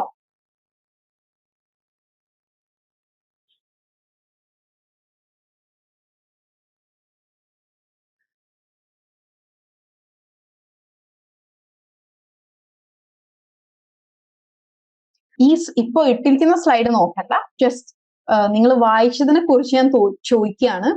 സോ ജസ്റ്റ് ഇതൊക്കെ നിങ്ങൾ തന്നെ ഒന്ന് അനലൈസ് ചെയ്യുക കേട്ടോ. What was the main idea of the passage? എന്തായിരുന്നു നിങ്ങൾ ഇപ്പോ വായിച്ച പാസേജിന്റെ മെയിൻ ഐഡിയ? ജസ്റ്റ് നിങ്ങൾ ഇംഗ്ലീഷിൽ തന്നെ അതിനൊന്ന് ആൻസർ ചെയ്ത് നോക്കുക. Next question, what were the 2 to 3 supporting examples or points mention? ഈ ഒരു മെയിൻ ഐഡിയനെ സപ്പോർട്ട് ചെയ്യാൻ കൊടുത്തിട്ടുള്ള 2 to 3 പോയിന്റ്സ് മെൻഷൻ ചെയ്തിട്ടുള്ളത് എന്തായിരുന്നു? For example, distance learners struggle ചെയ്യുന്നുണ്ട് due to lack of structure, not intelligence. Simple daily habits can lead to big improvements. ഇതൊക്കെയാണ് എന്ത് 2-3 supporting points എന്ന് പറയുന്നത്. Then final question but not important, just think, can you all explain the message in your own words? Can you all explain the message in your own words? That is what matters here. So വളരെ mindful ആയിട്ട് വായിച്ചവർക്ക് അത് കുറച്ചുകൂടി easy ആയിരിക്കും. പിന്നെ ഈ ഒരു പാസേജിൽ നിങ്ങൾക്ക് ഇതുവരെ കേൾക്കാത്ത വാക്കുകൾ ചിലർക്ക് ഉണ്ടാവാം, but that's okay. But in total നിങ്ങൾക്ക് എല്ലാവർക്കും ഇതിന്റെ മീനിങ് മനസ്സിലായിട്ടുണ്ടാവും. എന്താണ് ഡിസ്റ്റൻസ് ലേണേഴ്സ് സ്ട്രഗിൾ ചെയ്യുന്നത് ഇന്റലിജൻസ് ഇല്ലാത്തത് കൊണ്ടല്ല, it is because they lack structure. Regular classes ഇല്ല, സ്ട്രിക്ട് സ്കെഡ്യൂൾസ് ഇല്ല. സിമ്പിൾ റൂട്ടീനിലൂടെ അത് സോൾവ് ചെയ്യാം, സ്ട്രോങ് ഹാബിറ്റ്സിലൂടെ കോൺഫിഡൻസ് ബൂസ്റ്റ് ചെയ്യാം എന്നിങ്ങനെയുള്ള കാര്യങ്ങളാണ് ബേസിക് ആയിട്ട് ഇതിൽ പറഞ്ഞിട്ടുള്ളത്. So this passage is actually about being consistent and doing little every day with focus and purpose. Okay, so ഇത്തരത്തിലായിരിക്കണം നിങ്ങൾ നിങ്ങളുടെ SLM വായിക്കുമ്പോഴായാലും നിങ്ങൾ വായിക്കേണ്ടത്. ഒരു പാരഗ്രാഫ് വായിച്ചു കഴിഞ്ഞാൽ നിങ്ങൾക്ക് അതിനെ എന്താണ് നിങ്ങളുടെ രീതിയിൽ അതിനെ റീപ്രൊഡ്യൂസ് ചെയ്യാനുള്ള ഒരു എബിലിറ്റി നിങ്ങൾ ക്രിയേറ്റ് ചെയ്ത് കൊണ്ടുവരണം. ഓക്കെ, ഇതൊന്നും എന്നെ കൊണ്ട് പറ്റില്ല എന്ന് വിചാരിക്കുന്നവരുണ്ടെങ്കിൽ that is your mindset. നമ്മൾ പറഞ്ഞ ഫിക്സഡ് മൈൻഡ് സെറ്റിലാണ് നിങ്ങൾ നിൽക്കുന്നത്. Have a growth mindset. ഇത്രയും കാലം നിങ്ങൾക്ക് പറ്റിയിട്ടുണ്ടാവില്ല, but with practice and with effort you can change it. Okay, so why it works എന്ന് ചോദിച്ചാൽ the secret of better reading it's in the it isn't. അത് കണ്ണിലല്ല, കണ്ണുകൊണ്ട് വെറുതെ വായിച്ചു പോകുന്നതിലല്ല, മറിച്ച് എന്താണ്, ഇറ്റ്സ് ഇൻ ദ മൈൻഡ്. നമ്മൾ എത്ര ഫോക്കസും അറ്റൻഷനും കൊടുത്താണ് വായിക്കുന്നത് അതനുസരിച്ചാണ് നമ്മൾക്ക് എന്ത് ചെയ്യാൻ പറ്റുക, അത് കൂടുതൽ റീകളക്ട് ചെയ്യാൻ പറ്റുക. So when you read with your full attention you will have better comprehension, faster reading and stronger memory. So with that I am concluding. ഞാൻ ഇത്രയും നേരം എടുത്ത സെഷനിലെ എല്ലാ കാര്യങ്ങളും നിങ്ങൾക്ക് മനസ്സിലായിട്ടില്ലെങ്കിലും കുറെ മനസ്സിലായിട്ടുണ്ടാവും എന്ന് വിചാരിക്കുന്നു. And bit by bit daily ലൈഫിൽ ഓരോന്ന് ഇൻക്ലൂഡ് ചെയ്ത് കൊണ്ടുവരാൻ നോക്കുക. ഞാൻ ജസ്റ്റ് ഒന്ന് റാപ്പപ്പ് ചെയ്യാം. മെയിൻ കാര്യങ്ങൾ എന്താണ്, നമ്മൾ ടെൻസസിൽ ഗ്രാമർ ബേസിക്സിൽ 5 കാര്യങ്ങൾ പറഞ്ഞു. Articles, preposition, subject, verb, agreement, sentence structure എന്നിങ്ങനെയുള്ള കുറച്ച് കാര്യങ്ങൾ അത് ഫോക്കസ് ചെയ്യുക. വൊക്കാബുലറി ഇംപ്രൂവ് ചെയ്യുക. Keep A vocabulary journal with you. അതുപോലെ ഈ സ്പീക്കിങ്ങും ലിസണിങ്ങും ഹാൻഡ് ഇൻ ഹാൻഡ് കൊണ്ടുപോവുക. റീഡ് ചെയ്യുമ്പോൾ എന്തിനോ വേണ്ടി റീഡ് ചെയ്യാതെ റീഡ് വിത്ത് പേർപ്പസ്. ഇനി നിങ്ങൾ അസൈൻമെന്റും എക്സാമിലേക്കൊക്കെ അടുക്കുമ്പോൾ റൈറ്റിംഗ് ടാസ്കുകൾ നമ്മളിവിടെ ഡിസ്കസ് ചെയ്തതുപോലെ എഴുതുക. നമ്മൾ ഒരു IMEZ ഫോർമുല ഡിസ്കസ് ചെയ്തു. Introduction, main point, example and conclusion. So ഇത്രയൊക്കെ പറഞ്ഞ് ഐ ആം കൺക്ലൂഡിങ്. നമ്മൾ ഏകദേശം 2 hours ആവാറായിട്ടുണ്ട്. So thank you all for listening me. ഇനിയും നമ്മൾക്കൊരു ഇത് കൂടുതൽ പ്രാക്ടിക്കൽ ലെവലിലേക്ക് നിങ്ങൾക്ക് എങ്ങനെ കൊണ്ടുപോകും എന്ന് പറഞ്ഞു തരാൻ വേണ്ടി Abhay sir is here. So over to you Abhay sir. Thank you Hamna ma'am. അപ്പൊ ഇനി മാം പറഞ്ഞ പോലെ ഇതൊരു പ്രാക്ടിക്കൽ ലെവലിലേക്ക് വരുമ്പോൾ നിങ്ങൾ ഒരുപാട് ഹെൽപ്പ് ചെയ്യുന്ന ഒരു ആക്ഷൻ ടാസ്ക് ആണ് ഇന്നത്തെ ദിവസം നമ്മൾ അറേഞ്ച് ചെയ്തിരിക്കുന്നത്, അല്ലെങ്കിൽ നിങ്ങൾക്കായിട്ട് ഒരുക്കിയിരിക്കുന്നത്. അപ്പൊ ഈ ആക്ഷൻ ടാസ്കിൽ പ്രധാനമായിട്ട് എന്നും നിങ്ങൾ ഫില്ല് ചെയ്യുന്ന കുറച്ച് കാര്യങ്ങളുണ്ട്. നിങ്ങളുടെ പേര്, മറ്റേ എൻറോൾമെന്റ് നമ്പർ, വെണ്ടർ പേരുടെ ഒക്കെ തന്നെ. അതിനോടൊപ്പം തന്നെ നിങ്ങൾ പ്രധാനമായും ആൻസർ ചെയ്യേണ്ട 4 ചോദ്യങ്ങൾ ഏതൊക്കെയാണെന്നുള്ളതിന്റെ ഒരു ബ്രീഫ് ഐഡിയ ഞാൻ തരാം. ഒന്നാമത്തെ ചോദ്യം എന്ന് പറയുന്നത് നിങ്ങളുടെ തന്നെ 4 ബേസിക് സ്കിൽസ്. അതായത് സ്പീക്കിംഗ്, റീഡിംഗ്, റൈറ്റിംഗ്, ലിസണിങ്. ഇതിൽ നിങ്ങൾ എവിടെ നിൽക്കുന്നു എന്നുള്ളത് നിങ്ങൾക്ക് മാർക്ക് ചെയ്യാൻ സാധിക്കും. അതാണ് സെൽഫ് റേറ്റിംഗ് ഗ്രിഡ് എന്നുള്ളതുകൊണ്ട് ഉദ്ദേശിക്കുന്നത്. നിങ്ങൾ ഒരു ബിഗിനർ ആണോ, അതോ മോഡറേറ്റ് ആണോ, അഡ്വാൻസ്ഡ് ആണോ, പ്രൊഫഷണൽ ലെവലിലാണോ, ഏത് ലെവലിലാണ് നിങ്ങളുടെ ഇംഗ്ലീഷ് എന്ന് നിങ്ങൾക്ക് തന്നെ വിലയിരുത്താം. അതിനുള്ള ഒരു കോളം ഉണ്ട്. കോളത്തിലേക്ക് ഞാൻ വരാം കേട്ടോ, അത് ഫോമിലേക്ക് ഞാൻ നിങ്ങളെ കൊണ്ടുപോകാം. അതിനു മുമ്പായിട്ട് ബ്രീഫായിട്ട് ഞാൻ കാര്യം പറയാം. രണ്ടാമത്തെ വെച്ച് കഴിഞ്ഞാല് നിങ്ങളുടെ ജീവിതത്തിൽ ഇംഗ്ലീഷ് സംബന്ധിച്ചുള്ള സ്റ്റോറീസ് എന്തായാലും എല്ലാവർക്കും ഉണ്ടാവും. സ്കൂൾ ലെവലിലോ, കോളേജ് ലെവലിലോ, അല്ലെങ്കിൽ ജോലിക്ക് ചെന്നപ്പോഴോ. ഒന്നെങ്കിൽ ഇംഗ്ലീഷ് നിങ്ങൾ പഠിച്ചെടുത്തതിന്റെ കഥയായിരിക്കാം, അല്ലെങ്കിൽ ഇംഗ്ലീഷ് നിങ്ങൾക്ക് ഒരു ബുദ്ധിമുട്ടായി തോന്നിയതിന്റെ സ്റ്റോറി ആയിരിക്കാം. അങ്ങനെ ഇംഗ്ലീഷ് റിലേറ്റഡ് ആയിട്ടുള്ള ഏതൊരു സ്റ്റോറി നിങ്ങളുടെ ഒരു ബാക്ക്ഗ്രൗണ്ട് കൃത്യമായിട്ട് മനസ്സിലാക്കുന്നതിനകത്ത് ഒരുപാട് ഹെൽപ്പ് ചെയ്യുന്ന ഒന്നാണ്. ആ ഒരു സ്റ്റോറി മലയാളത്തിലോ ഇംഗ്ലീഷിലോ നിങ്ങൾക്ക് ഫോമിൽ ഫില്ല് ചെയ്യാവുന്നതാണ്. ഇനി മൂന്നാമത്തെന്ന് പറയുന്നത്, നിങ്ങൾക്ക് ഈ ഒരു കോഴ്സിൽ ജോയിൻ ചെയ്തതിനോടൊപ്പം തന്നെ ഇംഗ്ലീഷ് ഇംപ്രൂവ് ചെയ്യണമെന്ന് ആഗ്രഹിക്കുന്നവരാണ് എനിക്ക് തോന്നുന്നു ഭൂരിഭാഗം ആൾക്കാരും. സോ അതിന് ലേൺവൈസിന്റെ ഭാഗത്തുനിന്ന് ഏതൊക്കെ രീതിയിലുള്ള ഒരു സപ്പോർട്ടാണ് നിങ്ങൾ എക്സ്പെക്ട് ചെയ്യുന്നത്, എന്ത് തരത്തിലുള്ള, എത്ര സമയത്തേക്കുള്ള ഒരു സപ്പോർട്ടാണ്, എന്ത് ടൈപ്പ്, എന്ത് ഫോമാറ്റിലുള്ള സപ്പോർട്ടാണ് നിങ്ങൾ എക്സ്പെക്ട് ചെയ്യുന്നത് എന്നുള്ളതാണ് മൂന്നാമത്തെ ചോദ്യം വരുന്നത്. ഇനി നാലാമത്തെ വരുന്നത് ഓപ്ഷണൽ ക്വസ്റ്റ്യൻ ആണ്, പക്ഷെ എല്ലാവരും അത് ആൻസർ ചെയ്ത് കഴിഞ്ഞാൽ വളരെ നന്നായിരിക്കും. അതിൽ ചോദിക്കുന്നത് ഈ പരിപാടി എല്ലാം തന്നെ ഇപ്പം നിങ്ങൾ ഇതിനോടകം EPയെ പറ്റി അറിഞ്ഞിട്ടുണ്ട്. അതുപോലെ ഹർന മാമിന്റെ സെഷനിലൂടെ തന്നെ ഇംഗ്ലീഷ് ഇംപ്രൂവ് ചെയ്യുന്നതിനെ പറ്റി ഒരുപാട് ടിപ്സും കാര്യങ്ങളും നിങ്ങൾക്ക് ലഭിച്ചിട്ടുണ്ട്. ഇതൊക്കെ വെച്ചിട്ട് ഒരു സ്വന്തമായിട്ട് ഒരു 6 months പ്ലാൻ സെറ്റ് ചെയ്യാൻ പറ്റുക എന്നുള്ളത് വളരെ നല്ലൊരു കാര്യമായിരിക്കും. അപ്പൊ അങ്ങനെ സെറ്റ് ചെയ്തിട്ടുള്ള, ഓൾറെഡി ഇംഗ്ലീഷ് ഇംപ്രൂവ് ചെയ്യണമെന്ന് കരുതി നിങ്ങൾ എടുത്തിട്ടുള്ള സ്റ്റെപ്സ് ഉണ്ടെങ്കിൽ അത്, അതല്ല നിങ്ങൾ ഇനി ചെയ്യണമെന്ന് ആഗ്രഹിക്കുന്നുണ്ടെങ്കിൽ എന്തൊക്കെ രീതിയിലുള്ളൊരു പ്ലാൻ ആണ് നിങ്ങൾ തയ്യാറാക്കിയിരിക്കുന്നത് എന്നുള്ളതും എൻ്റർ ചെയ്ത് കൊടുക്കാനുള്ള ഒരു അത് ഓപ്ഷനിലാണ്. പക്ഷെ ആദ്യത്തെ 3 കമ്പൽസറി ആയിട്ട് നിങ്ങൾ ചെയ്യേണ്ടതാണ്. അപ്പം അങ്ങനെയുള്ള 4 ക്വസ്റ്റ്യൻസ് ആണ്. അപ്പൊ ഒട്ടും സമയം കളയാൻ നമുക്ക് ആ ക്വസ്റ്റ്യൻസിലേക്ക് ഒന്ന് പോവാം. സോ ഇതാണ് ഞാൻ ആദ്യം പറഞ്ഞത്. പേര്, എൻറോൾമെന്റ്, അതായത് ഇഗ്നോ പ്രോഗ്രാം ഏതാണ്, മെന്റർ പേര്. ഫസ്റ്റ് ടാസ്ക് തന്നെ നിങ്ങളുടെ റീഡിംഗിൽ നിങ്ങൾ ഏത് നിലവാരത്തിൽ നിൽക്കുന്നു, റൈറ്റിംഗിൽ എവിടെയാണ്, ലിസണിംഗിൽ എവിടെയാണ്, സ്പീക്കിംഗിൽ എവിടെയാണ്. ഇത് വളരെ സത്യസന്ധമായി തന്നെ ഫില്ല് ചെയ്യുക. കാരണം ഈ ഒരു ഫോം നിങ്ങളുടെ ഇംഗ്ലീഷിലെ നിങ്ങളുടെ പ്രൊഫിഷ്യൻസി കണക്കാക്കുന്നതിന് ഒരുപാട് സഹായിക്കുന്ന ഒന്നാണ്. സോ നിങ്ങൾ ബിഗിനർ ആണെന്ന് തോന്നുകയാണെങ്കിൽ ഒരു കുഴപ്പമില്ല, ബിഗിനർ കൊടുക്കുക. അഡ്വാൻസ്ഡ് ആണെങ്കിൽ അഡ്വാൻസ്ഡ് കൊടുക്കുക. അപ്പം ഇതാണ് ആദ്യത്തെ ചോദ്യം. സോ ഇത് നിങ്ങൾ എവിടെ നിൽക്കുന്നു എന്നുള്ളത് നമ്മളെ മനസ്സിലാക്കാൻ ഒരുപാട് ഹെൽപ്പ് ചെയ്യുന്ന ഒന്നാണ്. രണ്ടാമത്തെ ഞാൻ പറഞ്ഞു, ഒക്കെ തന്നെ നിങ്ങൾക്ക് ഇംഗ്ലീഷിലോ മലയാളത്തിലോ സെക്കൻഡ് ക്വസ്റ്റിനിൽ, സെക്കൻഡ് ടാസ്കിൽ നിങ്ങൾക്ക് എഴുതാൻ സാധിക്കുന്നതാണ്. ഇനി മൂന്നാമത്തെന്ന് പറയുന്നത് ഞാൻ പറഞ്ഞു ഓൾറെഡി, നിങ്ങൾക്ക് എന്ത് തരത്തിലുള്ള ട്രെയിനിങ് ആണ് ലേൺവൈസിന്റെ ഭാഗത്തുനിന്ന് ആവശ്യം. സോ നിങ്ങളെ സംബന്ധിച്ച് പലർക്കും പല റിക്വയർമെന്റ്സ് ആയിരിക്കും. എല്ലാ റിക്വയർമെന്റ്സും നിങ്ങൾ മെൻഷൻ ചെയ്യുക. ചിലർക്ക് ഇന്റർവ്യൂ ട്രെയിനിങ് ആയിരിക്കാം, ചിലർക്ക് നല്ലപോലെ എസ് എഴുതാൻ പറ്റുക എന്നുള്ളതായിരിക്കാം, ചിലർക്ക് പ്യൂർലി അക്കാഡമിക് ആയിട്ട് നല്ലപോലെ ഉത്തരങ്ങൾ എഴുതാൻ പറ്റുന്ന രീതിയിലേക്കുള്ള ഒരു കാര്യമായിരിക്കും ഒരു പക്ഷെ എക്സ്പെക്ട് ചെയ്യുന്നത്. അപ്പോൾ ഏത് രീതിയിലുള്ള ഒരു സപ്പോർട്ട് ആണെന്നുള്ളത് നിങ്ങൾക്ക് അവിടെ മെൻഷൻ ചെയ്യാം. ഇനി ഫൈനലി വരുന്നത് ഓപ്ഷണൽ പറഞ്ഞാൽ എല്ലാവരും ഉത്തരം തരികയാണെങ്കിൽ വളരെ സന്തോഷം ഉണ്ടാവും. നിങ്ങളുടെ ഒരു പ്ലാൻ, ഒരു 6 മാസത്തേക്ക് നിങ്ങൾ എന്താണ് ഇംഗ്ലീഷ് ഇംപ്രൂവ് ചെയ്യുന്നതിനായിട്ട് ചെയ്യാൻ ഉദ്ദേശിക്കുന്ന കാര്യങ്ങൾ എന്നുള്ളതും കൂടെ ഇവിടെ മെൻഷൻ ചെയ്തിട്ട് നിങ്ങൾക്ക് സബ്മിറ്റ് കൊടുക്കണമെന്നതാണ്. അതാണ് പ്രധാനമായിട്ടും നമ്മളുടെ ആക്ഷൻ ടാസ്ക് റിലേറ്റഡ് ആയിട്ട് എനിക്ക് പറയാനുള്ളത്. ഈ ആക്ഷൻ ടാസ്ക് ഒക്കെ എടുക്കുന്നതിന്റെ പിന്നെ പ്രധാന ഉദ്ദേശം എന്ന് പറയുന്നത് നിങ്ങളുടെ നിലവിലെ ഇംഗ്ലീഷ് പ്രൊഫഷ്യൻസിയിൽ നിന്നും ലേൺവൈസിൽ നിന്ന് നിങ്ങൾ പഠിച്ചിറങ്ങുമ്പോഴേക്ക് കുറെ കൂടെ ബെറ്റർ രീതിയിലേക്ക് എത്തിക്കുക എന്നുള്ളത് തന്നെയാണ്. സോ അതിന് ഈ ഒരു ഫോം ഫില്ല് ചെയ്യുക എന്നുള്ളത് ഞാൻ പറഞ്ഞു വളരെ ഇമ്പോർട്ടന്റ് ആണ്. അതിനോടൊപ്പം തന്നെ നിങ്ങളുടെ ഭാഗത്തുനിന്ന് ഞാൻ പറഞ്ഞിരിക്കുന്ന, ഇപ്പം പോഡ്കാസ്റ്റ് കേൾക്കുന്നതാണെങ്കിലും, ഇനി റീഡിംഗ് സംബന്ധിച്ച് എത്രത്തോളം ഇംഗ്ലീഷ് ന്യൂസ് പേപ്പേഴ്സും ഇംഗ്ലീഷ് ആർട്ടിക്കിൾസും ഒക്കെ നിങ്ങൾ വായിക്കുന്നു, അതനുസരിച്ച് നിങ്ങളുടെ എക്സാമിനെ അപ്രോച്ച് ചെയ്യുന്ന രീതി തന്നെ നിങ്ങളുടേത് മാറും. സോ ഇംഗ്ലീഷ് ഇപ്പം നിങ്ങൾക്ക് കൺവേർട്ട് ചെയ്യാൻ എടുക്കുന്ന ഒരു സമയം ഉണ്ടാവും, മലയാളത്തിൽ ചിന്തിച്ചിട്ട് ഇംഗ്ലീഷിലേക്ക് ആക്കാൻ എടുക്കുന്ന സമയം. സോ ആ സമയമൊക്കെ അത്രയും കുറഞ്ഞു കഴിഞ്ഞാൽ നിങ്ങൾക്ക് എക്സാം ഒക്കെ വളരെ സുഖമായിട്ട്, വളരെ എളുപ്പത്തിൽ, വളരെ ടൈം സേവ് ചെയ്തുകൊണ്ട് തന്നെ ആൻസേഴ്സ് എഴുതാനും നല്ല സ്കോർ നേടാനും എല്ലാം തന്നെ സാധിക്കുന്നതാണ്. അപ്പം ആരും മറക്കാതിരിക്കുക, നമ്മുടെ ആക്ഷൻ ടാസ്ക് മസ്റ്റ് ആയിട്ട് എല്ലാവരും ചെയ്യുന്നുണ്ടെന്നുള്ള കാര്യം പ്രത്യേകം ശ്രദ്ധിക്കുക. ഫൈനലി ഒരിക്കൽ കൂടെ ഓൾറെഡി മാം പറഞ്ഞു, ഇന്നത്തെ സെഷൻ സംബന്ധിച്ച് ഇംഗ്ലീഷ് അതിന്റെ ഇമ്പോർട്ടൻസ് എന്താണെന്നുള്ളത് നമ്മൾ നോക്കി, വേരിയസ് സ്കിൽസ് ആവശ്യമായിട്ടുള്ളത് എന്തൊക്കെയാണെന്ന് നമ്മൾ നോക്കി, സ്കിൽസ് ഇംപ്രൂവ് ചെയ്യുന്നതിനായിട്ടുള്ള വ്യത്യസ്ത ടെക്നീക്സ് നമ്മൾ നോക്കി. ഇതെല്ലാം തന്നെ നമ്മൾ ഇന്നത്തെ ദിവസം കവർ ചെയ്തിട്ടുണ്ട്. അപ്പം ഇന്ന് ജോയിൻ ചെയ്ത ഈ കാര്യങ്ങളെല്ലാം തന്നെ നോട്ട് ചെയ്തിട്ടുള്ള എല്ലാ ലേണേഴ്സിനോടും ഒരുപാട് താങ്ക്സ്. നിങ്ങൾ ഇന്ന് ആ ഒരു സ്റ്റെപ്പ് എടുത്തിരിക്കുകയാണ്. അതായത് നിങ്ങൾക്ക് സ്വയം ഇംപ്രൂവ് ചെയ്യാനുള്ള ആ ഒരു വലിയ സ്റ്റെപ്പാണ് നിങ്ങൾ ഇന്ന് ഈ ഒരു സെഷൻ ജോയിൻ ചെയ്തതിലൂടെ എടുത്തിട്ടുള്ളത്. ആൻഡ് അതുകൊണ്ടാണ് പറയുന്നത്, ഇന്ന് തൊട്ട് ഇംഗ്ലീഷ് എന്നുള്ളത് നിങ്ങളുടെ ഒരു വീക്ക്നെസ് അല്ല, പക്ഷെ വർക്ക് ഇൻ പ്രോഗ്രസ് ആണ്. നിങ്ങൾ ഇന്ന് തൊട്ട് അത് മെച്ചപ്പെടുത്താൻ പോവുകയാണ്. ഇന്നത്തെ നിങ്ങളുടെ ഇംഗ്ലീഷിന്റെ പ്രൊഫഷ്യൻസി ആയിരിക്കില്ല നിങ്ങൾ എന്തായാലും ഒരു 6 മന്ത്സ് കഴിയുമ്പോൾ. അതുപോലെ കോഴ്സ് കഴിയുമ്പോഴേക്കും നിങ്ങളുടെ ഇംഗ്ലീഷ് ഒരുപാട് ബെറ്റർ ആവും എന്നുള്ളത് ഞങ്ങൾക്ക് ഉറപ്പുണ്ട്. എല്ലാ കാര്യങ്ങൾക്കും ലേൺ വൈസ് കൂടെ തന്നെ ഉണ്ടാവും. So once again thanks for joining.